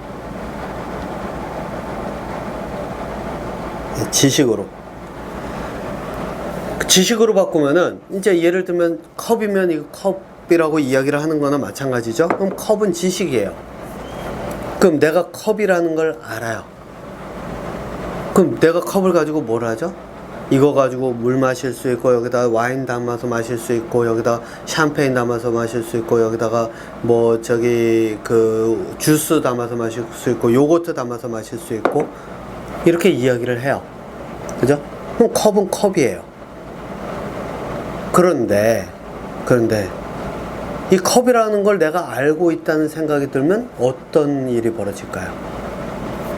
내가 이 컵이 왜 무엇 때문에 만들어졌고 이게 왜 무엇 때문에 어떤 식으로 그 해서 사람들이 여기다가 손잡이를 이렇게 만들었고 또 색깔은 왜 다르게 했는지 컵의 모양은 왜 이렇게 볼록하게 하고 왜 바닥은 편편하게 했는지 그런 거를 찾을 수 있을까요? 못 찾아요. 왜? 지식은 도구예요. 이건 도구예요. 도구라는 얘기는 뭐를 뜻하냐면 내가 예를 들어서 망치가 종류별로 여러 개가 있고 그 다음에 내가 뭐 저희 못을 박아야 되는데 못이 주먹만한 못이다. 그러면은 요만한 망치로는 두들길 수 없으니까 그럼 나는 망치 큰 걸 써서 이걸 두들겨서 못을 박겠다라고 하는 것처럼 지식이라고 하는 건 도구이기 때문에 내가 그게 있으면은 내가 하고자 하는 목표나 목적을 이루기 위해서 선택하고 사용을 하면 돼요. 그래서 빠르게 결과를 얻는 그 하나의 도구, 빠르게 결과를 얻을 수 있는 도구예요. 하지만 문제는 망치를 사용은 할 수 있고 망치를 써먹을 수는 있는데, 지식이 그런 거예요. 예를 들어서 컴퓨터에 대해서 컴퓨터의 그 워드 프로그램에 대한 지식이 많으면 워드 프로그램을 써서 내가 문서를 만들고 빠르게 편집해서 내가 원하는 결과를 낼 수가 있어요. 거기까지예요. 스티브 잡스처럼 새로운 기능을 창의적으로 만들어내고 그런 것들로 새롭게 뭐 어떤 기술을 통해서 이 사업을 만들어 간다던가, 아니면 뉴턴이나 아인슈타인처럼 새로운 이론들을 그 개념을 만들어 간다든가 하질 못해요. 왜? 도구를 써먹기만 하니까. 그게 금강경에서 이야기하는 이름은 이름일 뿐이라고 이야기하는 거예요. 자, 그러니까 여기서 오는 게 핵심이 뭐냐? 지식은 알고 있다라고 하는, 나는 알고 있다예요. 안다. 그리고 나는 지식을 소유하고 있다 라고 하는 거예요. 그 지식을 알고 있으면 내가 이미 경제에 많은 지식을 가지고 있어요. 그럼 공부를 할까요? 안 해요. 써먹으면 돼요. 내가 이미 워드 프로그램에 대한 지식을 많이 알고 있어요. 그럼 내가 워드 프로그램 가지고 공부를 할까요? 할 필요가 없어요. 왜? 이미 다 알고 있으니까.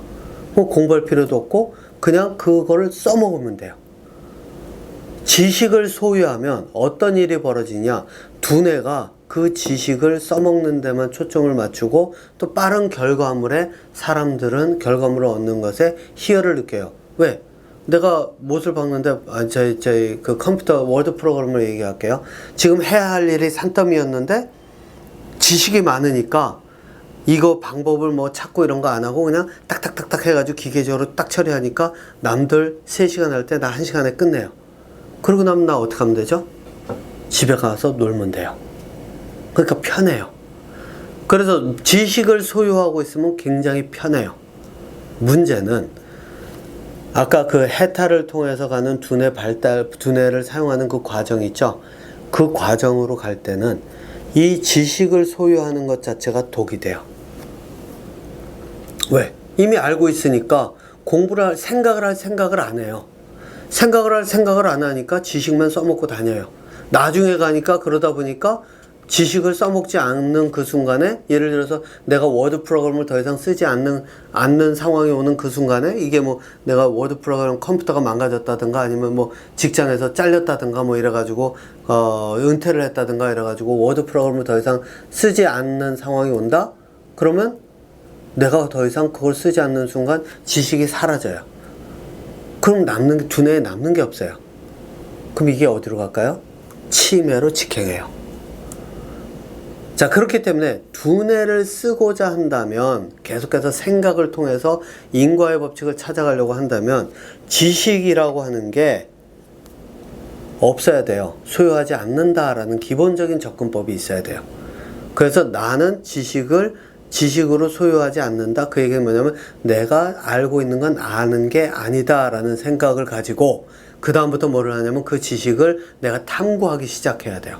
컵이란 뭐고, 이 컵은 왜 이렇게 생겼고, 어떤 재질로 만들어졌으며, 왜 종이를 가지고는 컵을 만들지 못하는지, 또 종이로 가지고 컵을 만들 때 여기다가 이 왁스를 가지고 하면 왜 컵으로 사용할 수 있는지, 이런 것들 무궁무진하게 퍼져갈 수 있는 생각을 하려고 그러면 내가 소유하고 있는 지식이 없어야 돼요. 그러니까 여기서 이야기하는 무소유의 개념은 지식이 없는 상태의 개념이라는 거예요. 그래야 두뇌가 뭐를 하느냐? 생각을 한다는 얘기예요. 그래서 생각을 하기 위해서는 지식을 소유하지 않아야 된다라고 하는 게 있어요. 그러니까 금강경에서는 지식을 이름이라고 하는 그 형태로 바꿔서 이야기를 했고, 그 이름은 이름일 뿐이니까 그것에 집착하지 말라고 했던가, 이름은 이름일 뿐이니까 그것 가지고서는 매달리지 말라고 했던가, 아무튼 금강경에서 그런 식으로 얘기하잖아요. 지식을 소유하지 말라는 게 거기에 와요. 그러니까 이것도 두뇌를 저희 두뇌가 생각을 할 수 있도록 길을 열어주기 위해서는 이 가지고 있는 지식에 매달리지 말라는 뜻이거든요. 자, 그러면 이제 무아와 중도가 있어요. 그럼 무아는 무엇인가? 중도는 무엇인가? 요거는 제가 이제 요것도 지식을 가지고서 일단 먼저 설명을 해볼게요. 지식을 놓고 이야기를 하면 거기에는 내가 있을까요? 없을까요? 내가 망치가 워드 프로그램 가지고 계속 얘기할게요. 워드 프로그램을 내에 대한 지식을 가지고 있어요. 그러면 이 지식을 가진 사람은 누구죠? 나예요. 그리고 이 워드 프로그램을 써먹는 사람은 누구죠? 나예요. 그리고 다른 사람들과 비교할 때 이거를 모르는 사람들이 있으면 그 상대방은 내가 가진 지식을 가지고 있지 않아요. 그렇죠? 그러면은 여기에 내가 존재할까요? 안 할까요? 내가 존재할 수밖에 없어요. 왜? 지식은 내가 가지고 있는 거니까. 그런데 조금 전에 얘기한 것처럼 지식을 내가 소유하지 않았다가 돼버리면 그 지식은 내게 아니에요. 그럼 그 안에 내가 존재할까요? 존재하지 않습니다. 그렇죠? 중도도 마찬가지예요. 내가 지식이 있어요. 예를 들어 가지고 뭐 요번에 이제 그 계엄을 선포했는데, 계엄은 헌법에 뭐 윤석열 님이 계엄을 선포했는데, 계엄은 헌법에 위배되는 위헌이다 라고 하는 것, 헌법에 대한 지식이 있고 계엄이 위헌이다 라고 하는 결론을 낸 그 지식이 나에게 있어요. 그렇죠? 그러면 계엄은 위헌이다 라고 하는 그 지식을 놓고 보면, 계엄을 저지른 사람들은 계엄을 위헌을 저질렀기 때문에 불법적인 행동을 한 거기 때문에 그것에 대한 대가를 치러야 돼요. 그죠? 그러면은 여기에 중간이라고 하는, 중도라고 하는 게 있을까요? 없어요. 중도가 존재하지 않는단 말이에요. 한쪽에 치우침이 있어요. 이 사람은 잘못한 거고 계엄을 선포했으니까 너는 위헌을 한 거고, 그래서 벌을 받아야 되고, 이거로 인해서 국민들이 피해를 당했으면 피해당한 국민이 있는 거예요. 그러니까 피해당한 국민이 있는데, 너 이거 피해당한 거 아니야, 이거는 피해와 피해가 아닌 것의 중간 정도야, 이렇게 얘기를 할 수가 없는 거예요. 네. 그래서 지식은 치우침이 분명히 있어요. 맞고 틀림이 있고, 이쪽으로 치우침이 있고, 이쪽 한쪽으로, 그 한쪽이 맞으면 한쪽이 틀릴 수밖에 없는 구조가 바로 지식이라는 얘기예요. 자, 거기다가 이제 조금 더 하는 거예요. 그래서 무아라고 하는 거는 가지고 있는 지식이 있고, 그렇기 때문에 지식에서는 무아가 존재할 수 없고, 그죠? 또 지식으로는 중도라는 게 존재할 수가 없어요. 그러면 여기서 얘기하는 무아와 중도와 무소유는 정확하게 뭐를 뜻하는 것일까? 석가모니가 이야기한 그 의미가 무엇일까? 라고 한다면 바로 이거예요.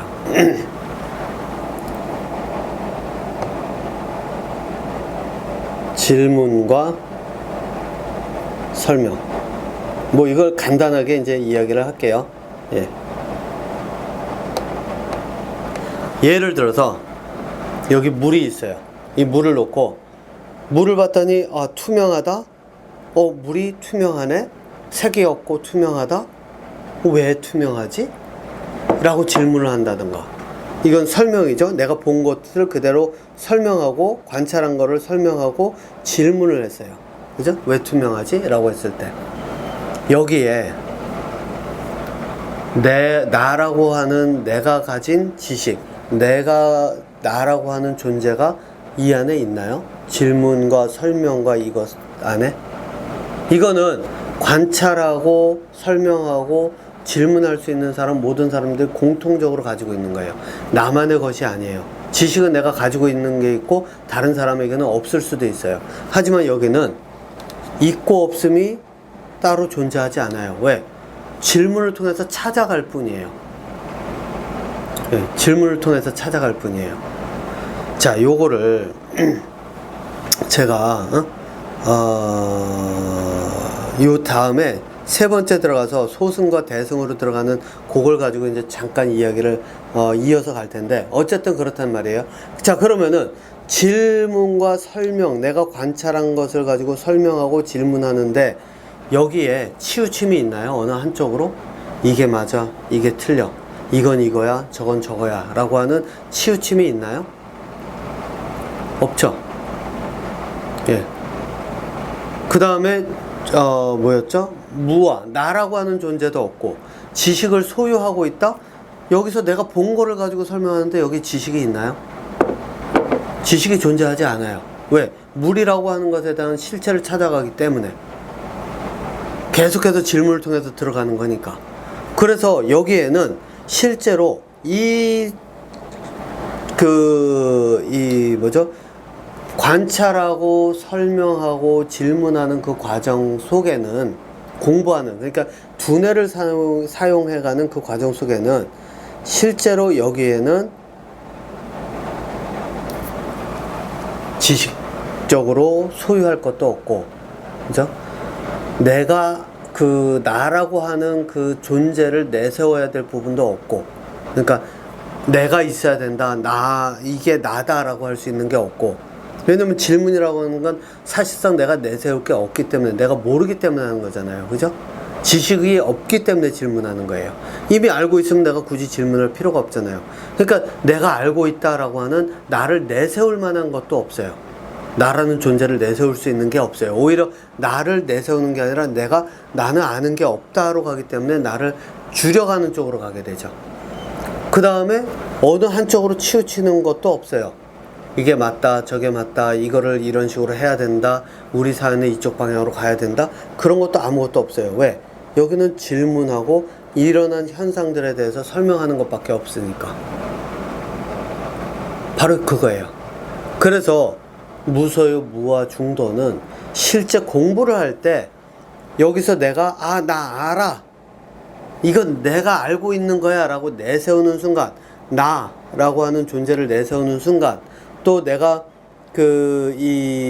이거는 이게 맞아 라고 맞다 라고 이야기를 하는 순간, 그러니까 한쪽으로 치우치는 순간, 나는 두뇌가 발달하는 과정 쪽으로, 또 내가 인과의 법칙을 이 연결고리를 통해서 찾아가는 그런 과정들을 다 건너뛰고 지식을 찾아가는 공부, 그러니까 본능적으로 하고 있는 동물적 두뇌를 사용하고 있다라고 하는 쪽으로 가버리는 게 돼버려요. 그러니까 이게 뭐냐면, 나 자신을 공부의 과정을 통해서 성찰하면서 내가 이 길을 옳게 가고 있는 건가, 두뇌를 사용하는 인간의 자유롭게 두뇌를 쓸 수 있는 그 방향으로 지금 내가 가고 있는 건가를 확인하는 과정에서 쓸 때 무소유, 무와 중도를 놓고 내가 가는 길을 판단을 할 수 있는 기준으로 쓰는 거예요.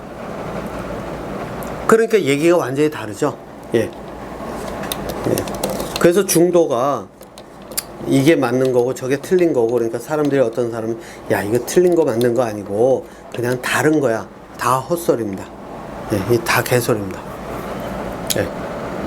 자, 그러면 이제 이거를 가지고 제가 같은 내용을 이제 대승과 소승으로 이제 나눠서 이야기를 할 텐데, 사실 뭐 소승까지 갈 건 없고 지금 많이 알려진 게 대승이니까 대승만 가지고 이야기를 하는 걸로 해 볼게요. 근데 어차피 소승에 대한 이야기가 왜 나왔는지는 여기서 이제 설명이 되니까요. 자, 그러면은 이제 여기서 한번 볼게요. 석가모니의 그 금강경이 전반부와 후반부로 나눠졌는데 이게 반복이 되는 경우가 있어요. 반복이 되죠. 그러니까 보기에는 반복이 돼요. 하지만 실제로는 이게 반복이 되는 게 아니라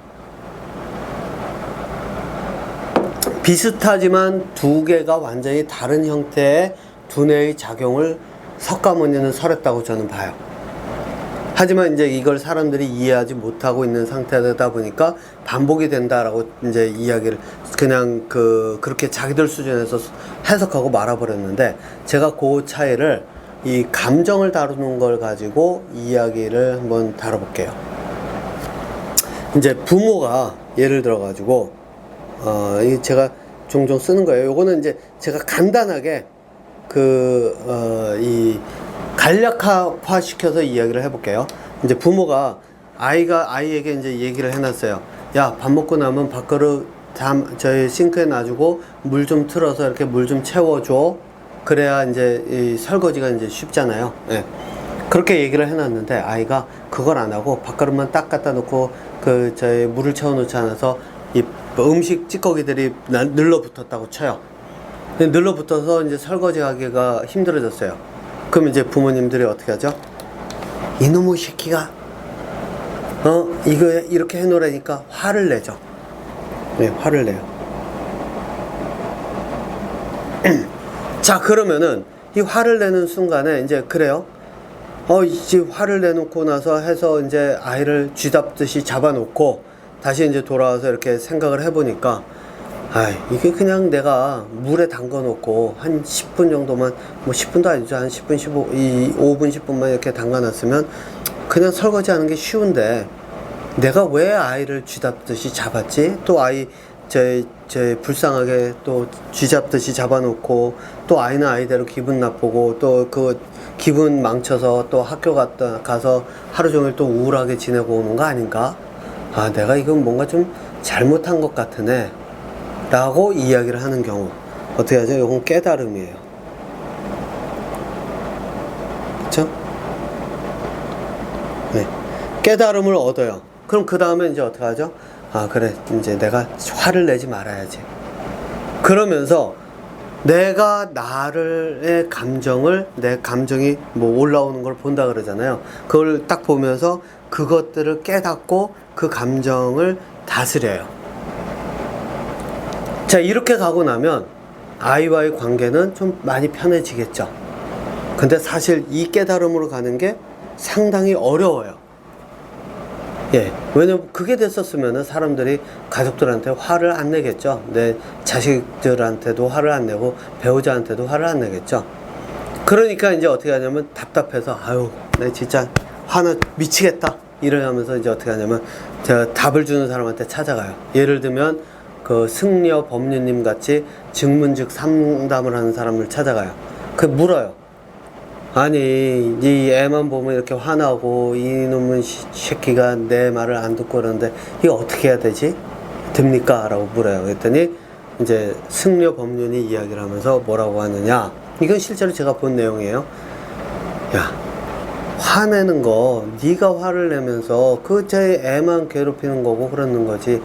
애는 그냥 애 살아가게 냅두고 너만 신경 써. 화내는 거 네가 화내는 거고, 그러니까 그거는 네가 네 승질을 못 이겨서 그런 거지. 저희 애한테 그럴 거가 아니잖아. 또 애한테 화내봐. 그러면 애하고 관계 안 좋고, 그러면 애는 애대로 가가지고선 또 사고 칠 거고, 그러면은 그거 좋겠냐? 이런 식으로 얘기를 하죠. 사랑을 물으면은 그게 무슨 사랑이니? 너 저희 남편 필요한데 그 남편이 이혼하고 그래서 없으니까, 아니면 뭐 죽고 나서 없으니까 그 사람 필요한 것 때문에 그러는 거지. 그러니까 네가 네 필요 때문에 그런 거니까 정신 차리고 가서 사랑의 감정 그런 거 없으니까 가서 수행해가지고서는 그런 감정 떨쳐버려. 뭐 이런 식으로 접근을, 제가 정확하게 그렇지는 않지만 아마 비슷한 맥락이라고 이제 저는 봐요. 이런 식으로 얘기를 해줘요. 그럼 이제 어떡하죠? 그래. 여기서는 이제 수업처럼 듣고 배워요. 배운다. 그 다음에 어떡하죠? 듣고 배워서 깨달아요. 그러면은 이 사람들의 경우는 이제 어떻게 가냐면은 이 승려 법륜을 계속 쫓아가야 돼요. 그러면 승려 법륜의 입장에서는 딱 보면서 내가 사람들을 편안하게 하는구나. 너희들 중생들 내가 제도하고 있어 라고 이야기를 할 거예요. 그러니까 이 사람들은 얘기를 하면서 나는 대승불교를 실천하고 있다라고 이야기를 할 겁니다. 근데 문제가 있어요. 뭐가 문제일까요? 부모가는 깨달아요. 그래서 자식을 건드리질 않아요. 그럼 자식은 자유가 생겼어요. 그러면 어떻게 하죠? 잔소리 들리지 않으니까 내가 지금부터 내가 원하는 대로 할 거야. 가버려요. 그럼 나중에 어떻게 될까요? 또다시 가슴을 쳐요. 내가 그래서 이제 또다시 가가지고 또 묻고 같은 질문을 또 하고 그래야 돼요. 그래서 상담을 또 받아야 돼요. 아니면 내가 이제 그거는 완전히 초보자의 수준이에요. 아예 예 법률님과 같은 사람들을 쫓아다니면서 묻고 그러면서 좀 위로를 얻고 뭐 이래가면서 나름대로 이제 가면서 그걸 가지고 가면서 깨달아서 자식을 건드리지 않아요. 하지만 결국은 이제 제가 볼 땐 나중에는 되돌아갈 수밖에 없는데, 스스로 깨닫기 전에는. 그런데 그러니까 이제 이쪽은 뭐 자식을 건드리지 못하는 거죠. 그러니까 승려 법륜의 경우에서는 자기는 대승이라고 하면서 그걸 실천하는 것처럼 보이지만, 실제로 나를 찾아온 사람은 깨달음을 얻을 수 있게 해주지만, 나를 통해서 당신을 통해서. 하지만 저희 오는 사람들 말고는 말 그대로 다른 사람들에게는 영향을 미치지 못하는 거예요. 그러니까 어떻게 하느냐, 그 제자들 아니면 그 사람을 따라다니는 사람들이 열심히 돌아다니면서 홍보하고 그래가면서 우리 단체로 오시오 그러면서 열심히 홍보하면서 하잖아요. 그죠? 그 이유가 그거예요. 왜? 능력이 거기까지밖에 안 되니까. 이거를 대승이라고 할 수 있느냐? 저는 아니라고 봐요. 왜? 자식에게는 아무 영향을 미치질 못하잖아요. 부모로서 내 자식을 가르쳐서 내가 살아온 그 틀을 기반으로 나 이상을 성장할 수 있도록 하고자 하는 게 부모의 그런 어떤 가지고 있는 그런 욕망이자 또 가는 길인데, 자식을 낳았기 때문에 자식에게는 아무 영향을 미치지 못하고 그냥 냅둬야 되잖아요. 그리고 실제로 승려 법륜도 그렇게 얘기하죠. 법륜님도 자식 건드리지 말고 냅둬 이렇게 얘기하죠. 왜? 당사자가 깨닫는데 도움이 안 돼요. 거기다가 당사자가 승려 법륜의 그 상담 내용을 받아들이는데 도움이 안 돼요. 왜? 자식에게 자꾸 매달리면 승려 법륜이 이야기하는 게 귀에 들어가지도 않거든요. 씨알도 안 먹히거든요. 그러니까 자꾸 자식들을 떨어뜨려요. 그러면서 뭐 필요하면 머리 깎고 들어와라 이런 식으로 얘기하죠. 자, 그런데 이거는 그래서 아예 대승 근처도 이제 가기가 어려운 상황인데, 이거는 두 번째 경우를 볼게요. 이제는 내가 스스로 깨달았어요. 그래서 야, 이거 내가 요만큼만 바꾸면 되는데, 그리고 내가 왜 화를 냈지 애한테? 설거지 이거 조금 기다렸다 하면 되는데. 그래서 생각을 해보니까 이게 내가 이것도 해야 되고, 설거지 끝나고 나면 내가 설거지 청소서부터 또 출근해가지고 일하고 와서 또 이것도 해야 되고 그러는데, 이놈이 이렇게 해놔서 내가 10분은 늦어지고, 그러면 내가 쉴 시간도 없이 또 바로 나가야 되고, 그래서 그렇구나. 깨달아요. 이건 내가 깨닫는 거예요. 그러고 나면 어떻게 하면 될까요? 내가 깨달았으면 방법을 찾아요. 여기서는 이제 방법을. 그래서 방법을 찾는데, 그래? 그러면은 내가 이제는 그냥 좀 일찍 일어나서 미리 준비하고, 그리고 나서 아이에게 화를 안 낼 수 있도록 내가 좀 더 좀 많은 일들을 좀 빠르게 처리를 해보지 뭐. 그러면은 일을 다 끝낼 수 있을 테니까. 방법을 찾아요. 그럼 어떻게 될까요? 나의 깨달음으로 인해서 아이에게는 자유가 생겨요. 똑같죠? 예. 그리고 여기서는 깨달은 사람은 누구죠? 내가 깨달았어요. 그러니까 이제는 방법도 찾았으니까 아이와 내가 적어도 내가 화를 안 내므로써 아이와의 관계를 원만하게 해가면서 아이와 대화도 할 수 있는 계기가 만들어질 수 있죠. 그러면 조금 더 편해요. 하지만 여전히 문제가 있어요. 뭐냐? 아이를 나처럼 깨닫게 하는 그 과정으로 들어오게 이끌 수 있는 방법이 없어요. 그냥 관계가 편안해지는 거지, 아이가 두뇌를 사용하면서 살아갈 수 있도록 이렇게 이끌어줄 수 있는 그 방법이 아무것도 없어요. 여기는. 그죠? 나만 깨닫고 편안해지는 게 밖에 없으니까. 그리고 이 깨달음은 잘 알려져 있어요. 누구의 깨달음으로 알려져 있느냐? 원효의 깨달음으로 알려져 있어요. 원효를 사람들은 대사라고 이야기를 하죠. 근데 저는 대사라고 안 봐요. 세종대왕은 실제로 그 한글도 만들 정도로 두뇌가 뛰어났기 때문에 대왕이라고 이름을 붙이는데 저는 동의하거든요.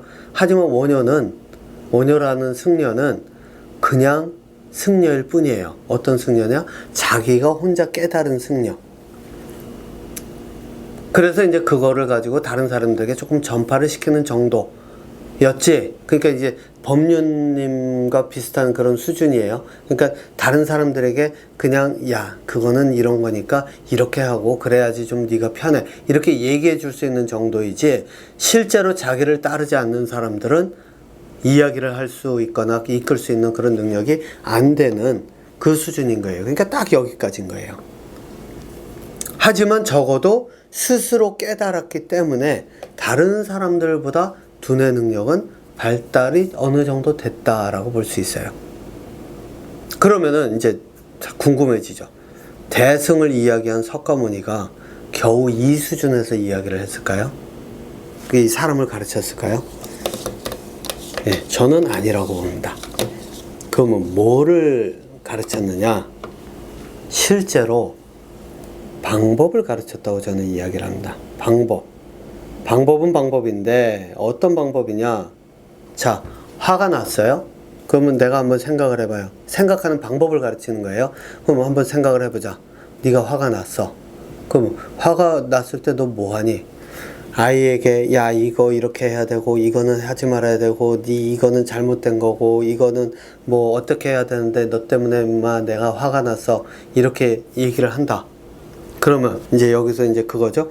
야, 너 아이에게 싱크에다가 이 그릇을 넣고 이걸 이렇게 했어야 되는데 이게 안 해서 막 이러면서 화를 낼 때, 그러면 이 내용 싱크에다 넣고 이건 이렇게 해야 된다라고 하는 건 어떤 행위냐? 라고 하면 뭐 그 당사자가 얘기를 하겠죠. 가르치는 거죠. 라고 얘기하겠죠. 그래, 너는 가르쳐. 근데 그러면은 이거는 이거고 저건 저거고 라고 가르칠 때 그런 가르침, 그리고 너는 이거는 잘못된 거다라고 해가지고 질책하고 탓을 할 때 그런 가르침은 어떤 경우에 가능하지? 라고 하면 피라미드 구조의 위에 있고 아이는 아래에 있을 때, 내가 위라는 것, 그래서 내가 권리가 있고 내가 그 권한이 있어서 그렇다는 그런 것. 그래. 그럴 때 해. 그러면은 한번 생각해보자. 네가 만약에 그 회사 같은 데서 회장이라는 사람 또는 나라의 그 대통령 아니면 수상이라고 하는 이런 사람들이 있으면 너는 그 사람들이 너를 질책하면 너는 어떻게 되지? 주눅 들고 그러지 않니? 주눅 들고 그렇고 길을 못 펴고 그래서 하고자 하는 거를 제대로 펼치질 못한다 라는. 그래, 그러면 네가 만약에 화를 냈을 때 이 화를 통해서 그럼 네가 이렇게 접근하면 아이가 어떻게 될까? 피라미드 구조에서 설설 기면서 권력자들에게 숙이고 복종하는 걸 배우지 않겠어? 그렇게 된 아이가 나중에 가서 이 피라미드를 뚫고 위로 올라갈 때 과연 자유롭게 그런 사람들과 경쟁하면서 자기의 뜻을 펼칠 만한 그런 두뇌 능력을 발휘할 수 있을까? 주눅 들어서 그 피라미드 아래에서 자꾸 그렇게 엄마 아빠한테 구박받으면서 이건 이렇게 하는 거야, 너 이거 잘못해서 이렇게 당하고 있는데? 그러면 아니요? 라는 답이 나오겠죠. 그럼 그거 아니야. 그럼 이제는 어떻게 해야 될까? 방법이 뭘까? 그러면 어떻게 될까요? 그분들이 당장 이야기가 나오죠. 그럼 어떻게 하면 될까요? 방법을 좀 알려주실 수 있나요? 그쵸? 그러면 할 수 있는 게 하나죠. 석가모니가 했을 일은 뻔하죠. 그 다음부터 그래, 생각을 통해서 이러이러하니까, 생각하는 방법은 이러니까 이런 상황에서는 이 방법보다는, 그럼 아이가 여기에 이제 또 다시 중도나 이런 게 들어가요. 아이가 엄마 아빠가 나를 혼내지 않고 엄마 아빠가 이거는 이거다라는 식으로 해서 지식으로 가르치지 않고 엄마 아빠가 이거는 이게 옳은 거고 이게 옳지 않은 거다라고 하는 한쪽으로 치우친 형태의 그런 어떤 교육이 아닌, 그리고 엄마 아빠가 엄마의 생각은 이렇고 그 엄마의 생각으로 나를 가르치지 않는, 엄마 아빠가 그러니까 자기들의 판단으로 나를 가르치지 않는 그런 방법으로 아이에게 접근을 하면 된다를 가르치죠. 그 방법을 할 수 있는 사람은 누구냐? 석가모니가 그동안에 계속해서 방법을 찾아왔으니까 그 방법으로 이렇게 한번 접근을 한번 해보세요 라고 제안을 할 수가 있겠죠. 그러면 실제로 그 부모님들은 그걸 가지고 접근을 할 수 있고요. 자, 그러니까 여기에서 오는 이야기가 이제 하나가 더 있어요. 뭐냐? 다른 사람을 가르칠 때 나라고 하는 사람의 생각에 있어서 판단이 있으면 다른 사람들은 거부감을 느껴요. 아이들도 특히 그래요. 교육을 할 때. 그리고 너라는 이 판단, 네가 틀렸어, 네가 맞았어 라고 하는 것. 그 다음에 또 뭐가 있죠? 우리라고 하는 사회적으로 이런 건 맞고 이런 건 틀렸고 그래서 지금 너 행동은 사회에서 받아들여지지 않는 거야 라고 하는 이 판단들이 있을 때 사람들은 구속감을 느끼고 그걸로 인해서 막 충돌이 일어나요. 그러면은 석가모니가 가르쳤을 만한 게 뭘까요? 이건 금강경에 나오죠.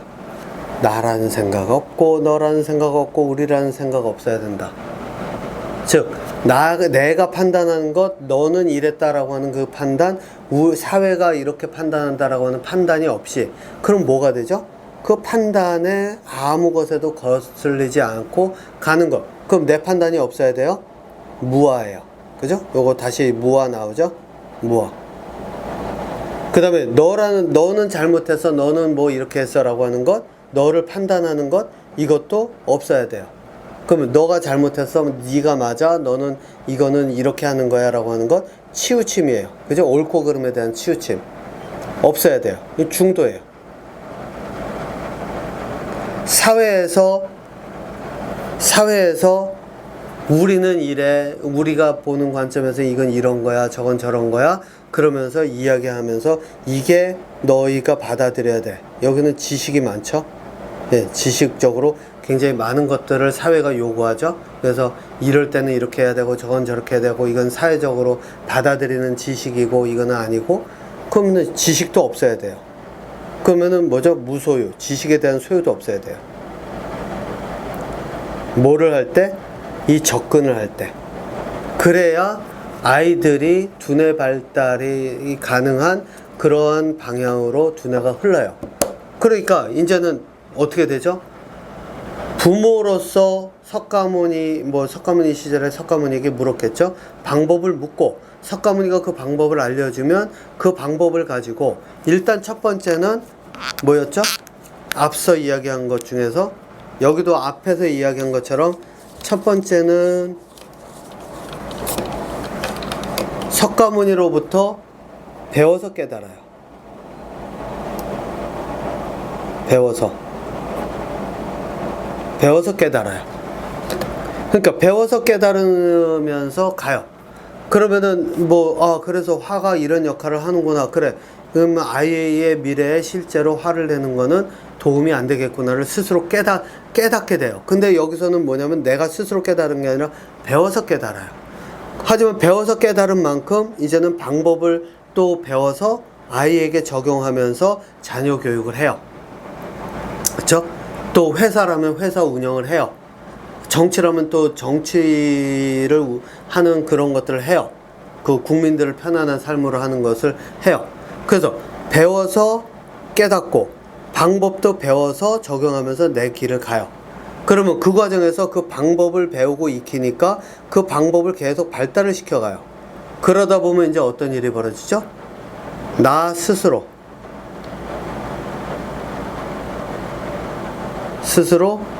깨닫는 것들이 늘어나요.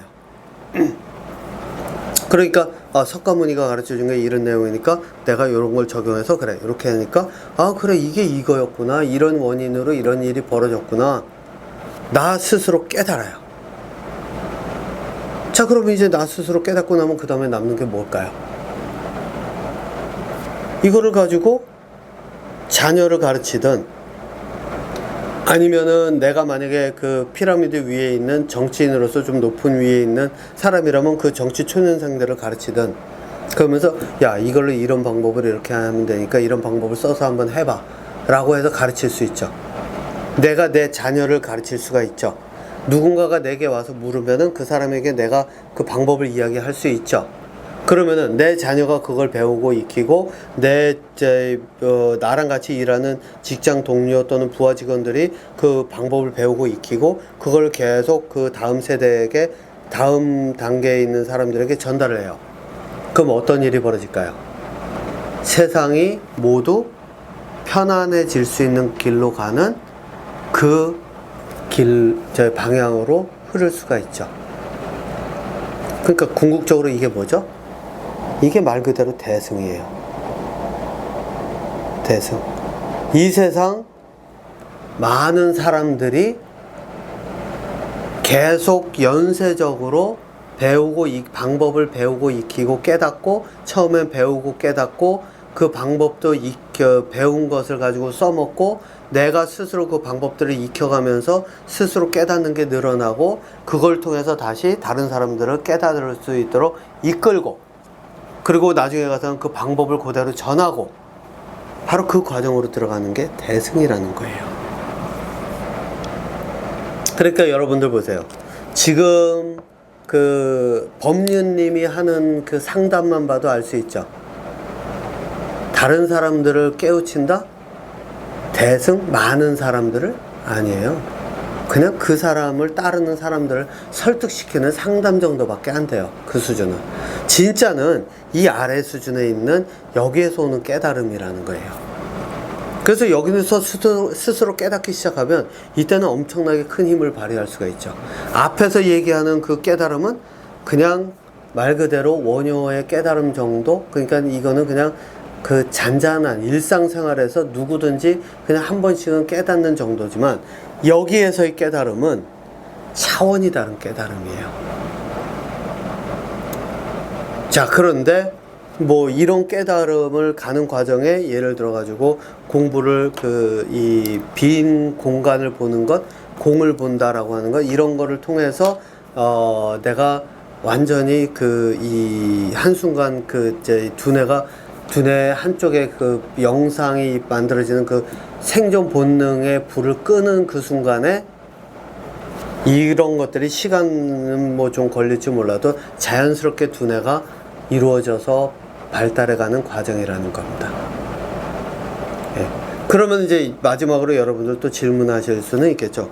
그러면 이 과정으로 가면서 완전히 그 해탈의 그 현상을 겪고 그 다음에 이 두뇌 발달 쪽으로 가면 그러면 본능이 완전히 사라지는 겁니까? 라고 한다면 본능은 사라지진 않아요. 그 본능을 내가 어떤 때 어떻게 쓰느냐. 왜? 죽음에 대한 두려움, 언제 죽어도 이상할 것도 없고 죽음에 대한 두려움도 없고 더 이상 남아있는 삶의 의미가 없기 때문에 반대로 오히려 생존 본능을 가지고 써먹지 않을 이유가 없어요. 일단 생존 본능은 내가 얼마든지 무엇이든지 할 수 있는 자유가 생겨요. 음식을 먹을 때 내가 먹고 싶은 거 찾아서 먹을 수도 있고, 또 뭐 그 먹고 싶지 않은 것들이라고 해서 굳이 그거를 밀어내가면서 해야 될 필요도 없고, 그죠? 교육을 하는 과정에서 아이가 만들어 온 게 있는데 맛이 없다 그래가지고서 이거 버리는 게 아니라 뭐 같이 먹어가면서 야 이거는 이런 맛인데 왜 이런 맛이 만들어졌지? 너 시작할 때 어떤 식으로 됐니? 어떤 재료가 어떤 영향을 미쳤니? 이런 걸 통해서 그 아이가 해온 것이 맛이 없는 것 같다 해서 버리는 게 아니라 그걸 통해서 아이가 개념화 시켜가면서 자기가 생각할 수 있는 그런 어떤 두뇌를 찾아가는 방법을 같이 얘기를 하는 것, 이게 이끄는 거거든요. 그러니까 맛이 없다고 안 먹는 것도 아니고, 맛이 있다고 그것을 뭐 조금 더 먹기는 하겠지만 굳이 그것을 마다하는 것도 아니고, 그러니까 그냥 있는 대로 먹는 거예요. 그죠? 그러면은 뭐 예를 들어 가지고 따뜻한 옷, 뭐 이거는 이런 옷도 어디서 뭐 해왔는데 여우 목도리 누가 가져왔다 뭐 이러면 그런 거 굳이 뭐 이거는 여우는 동물을 죽여서 만든 거라서 입으면 안 돼, 그런 게 아니라 이미 죽고 나서 여우 목도리 이거 사람들이 만들어 놓은 건데 굳이 그거를 안 써야 될 필요도 없으니까 그냥 써요. 그죠? 네. 그렇다고 성적인 것도 근데 이제 방법은 좀 달라요. 여러분들께서 이제 성적인 것을 본능으로 쓰느냐 아니면 성적이든 이 먹는 것들이든 머리를 쓰면서 쓰느냐, 이 두 가지는 차이가 굉장히 커요. 그래서 여러분들 이 생각을 하셔야 돼요. 자식을 낳기 위해서 성적 욕구 또는 내가 성적으로 해소를 위해서 성관계를 갖는다, 이거는 본능에서 오는 거예요. 그죠? 그런데 그게 아니라 성적 욕구가 있는 걸 가지고 성관계가 이루어지는 속에서 내가 예를 들어 가지고 뭔가 이번에는 이게 뭐를 탐구해 볼까 라고 하는 탐구하는 그러한 질문과 이유를 가지고 성관계든 음식이든 이렇게 접근하면 이거는 완전히 다른 형태의 두뇌 활용법이 되는 거예요. 그러니까 이제 이것도 차이가 있는 거죠. 한쪽은 두뇌를 활용하면서 본능을 사용해 가는 과정이고, 한쪽은 본능에 휩싸여서 본능에 따라 움직이는 거고, 그러니까 차원이 많이 달라요. 그래서 저는 뭐라고 생각하냐면, 석가모니는 실제로 탁발만 하고 다녔을까? 아닐 거라고 저는 생각을 해요. 왜냐? 사람들이 와서 배우고자 하는데 그 자기가 가진 걸 내놓지 않았을까요? 저는 많이 내놨을 거라고 봐요. 그 한 예로 석가모니가 이 네 군데 뭐 사찰을 지었다고 얘기가 나오잖아요. 그죠? 그럼 석가모니한테 그 사찰을 준 사람이 줬으면은 줬든 뭐 어떻게 했든 하면은 그거는 석가모니가 가지고 있는 사찰이잖아요. 그죠? 네. 그렇기 때문에 석가모니가 배를 굶어가면서 맨날 탁발하면서 살았다? 물론 교육을 본격적으로 하기 전까지는 그렇게 살았겠죠. 하지만 교육을 통해서 가면서는 사람들이 나도 두뇌를 사용하면서 자유롭게 살고 싶은 살고 싶어요. 그러니까 이 방법 좀 가르쳐 주세요. 그러면 어떻게 해야 될까요? 뭐 그에 대한 대가를 지불해야 되겠죠. 예. 그러니까 사찰도 생기고 뭐도 생기고 했을 거 아니에요. 물론 저는 사찰이 아니라 학교라고 이제 저는 생각을 하지만, 실제로는 그게 그 자체가 교육기관이었다라고 이야기를 하지만, 그러니까 이제 석가모니도 그 네 군데를 돌아다니면서 그곳에 정착하면서 살아갔을 거라고 저는 생각을 해요. 네. 그러면은 뭐 다른 사람들의 석가모니의 교육을 찾지 않았을 때는, 왜냐면 무시당한 세월이 굉장히 길었을 거거든요. 저도 무시를 엄청나게 당했죠. 왜냐면 제가 이 자폐 커뮤니티에 제가 하고 있는 그 교육과 접근법을 이야기를 하려고 한 7년 전인가, 7년 전인가, 뭐 5년, 7년? 네, 뭐 아무튼 그 정도 전에 다음에 있는 가장 큰 자폐 커뮤니티 두 군데에 가입해서 글을 하나 올렸는데 다음날 바로 강퇴당했거든요. 그런 일들이 한두 번이 아니에요. 이 주변에 아는 사람들은 저를 비웃은 사람도 있고, 제 이야기를 들으면서 저한테 소리 지르는 사람도 있고, 또 제 이야기를 일단 기본적으로 들으려고 안 했으니까요. 그러면서 이제 그 무시당한 세월이 굉장히 길어요. 저도 이런 교육이 발달한 사회에서 무시를 그렇게 많이 당했는데, 석가모니는 오죽했을까요? 그 당시에. 교육이 그렇게 발달하지 않은 현대처럼 그렇게 발달하지 않은 상태에서 그 많은 사람들이 석가모니의 말을 들으려고 했던 사람이 몇이나 될까요? 저는 거의 없다고 봐요. 거의 끝에 가서 이제 말 그대로 몇 년 지나고 나서 결과물이 보이기 시작하니까, 저만 해도 그렇죠. 자폐 아이들의 변화가 보이기 시작하니까 진짜로 이게 되는구나를 해서 사람들이 이제 모이기 시작하는데, 그것처럼 마찬가지로 석가모니도 그 과정이 굉장히 길었을 거라고 봐요. 그러니까 그때는 뭐 빌어먹고 다녔겠죠. 가진 것도 없고, 또 가서 노동으로 하는 게 아니라 사실 이거는 두뇌를 사용하는 이 바닥이 두뇌 사용하는 바닥이다 보니까 이 진짜로 어디 가서 노동해 가면서 일을 하기보다는 이 승려들이 그때 탁발한 것처럼 그냥 탁발해 가면서 탁발이라 그러나요? 아무튼 빌어먹어 가면서 살았겠죠.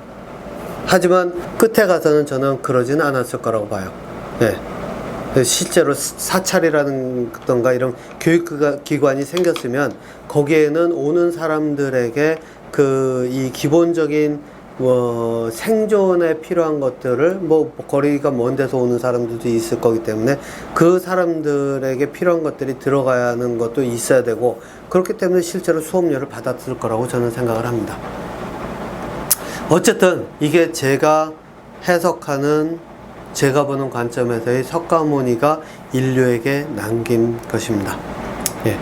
그리고 지금 상황에서는 이 기록이라고 하는 거는 석가모니의 말을, 석가모니의 설을 그대로 기록한 게 아니라 석가모니의 그 설을 제자들이 그거를 받아 적고 외우고 했다가 그걸 받아 적어 놓고 이 과정에서 이 내용들이, 방법이라고 하는 것들이나 이런 것들이 다 빠지고 또 내용이 정확하게 전달되지 못한 부분들이 있다 보니까 지금 이 불교라고 하는 종교로 만들어 놓고 엉뚱한 현상이 벌어지고 있는 이유가 이제 거기서 온다라고 저는 해석을 합니다. 그러니까 대승불교도 아니고 자기들만의 그런 어떤 자기의 깨우침, 다른 사람과 상관없는 내가 깨달아서 나의 깨달음을 통해서 내가 즐거워지고 내 생활이 편해지는 거를 마치 대승불교인 것처럼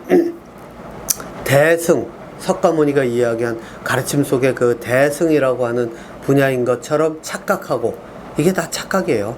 예. 물 푸겠다고 바가지 들고 거꾸로 들고서는 막 바가지로 물 퍼대는 그것과 마찬가지예요.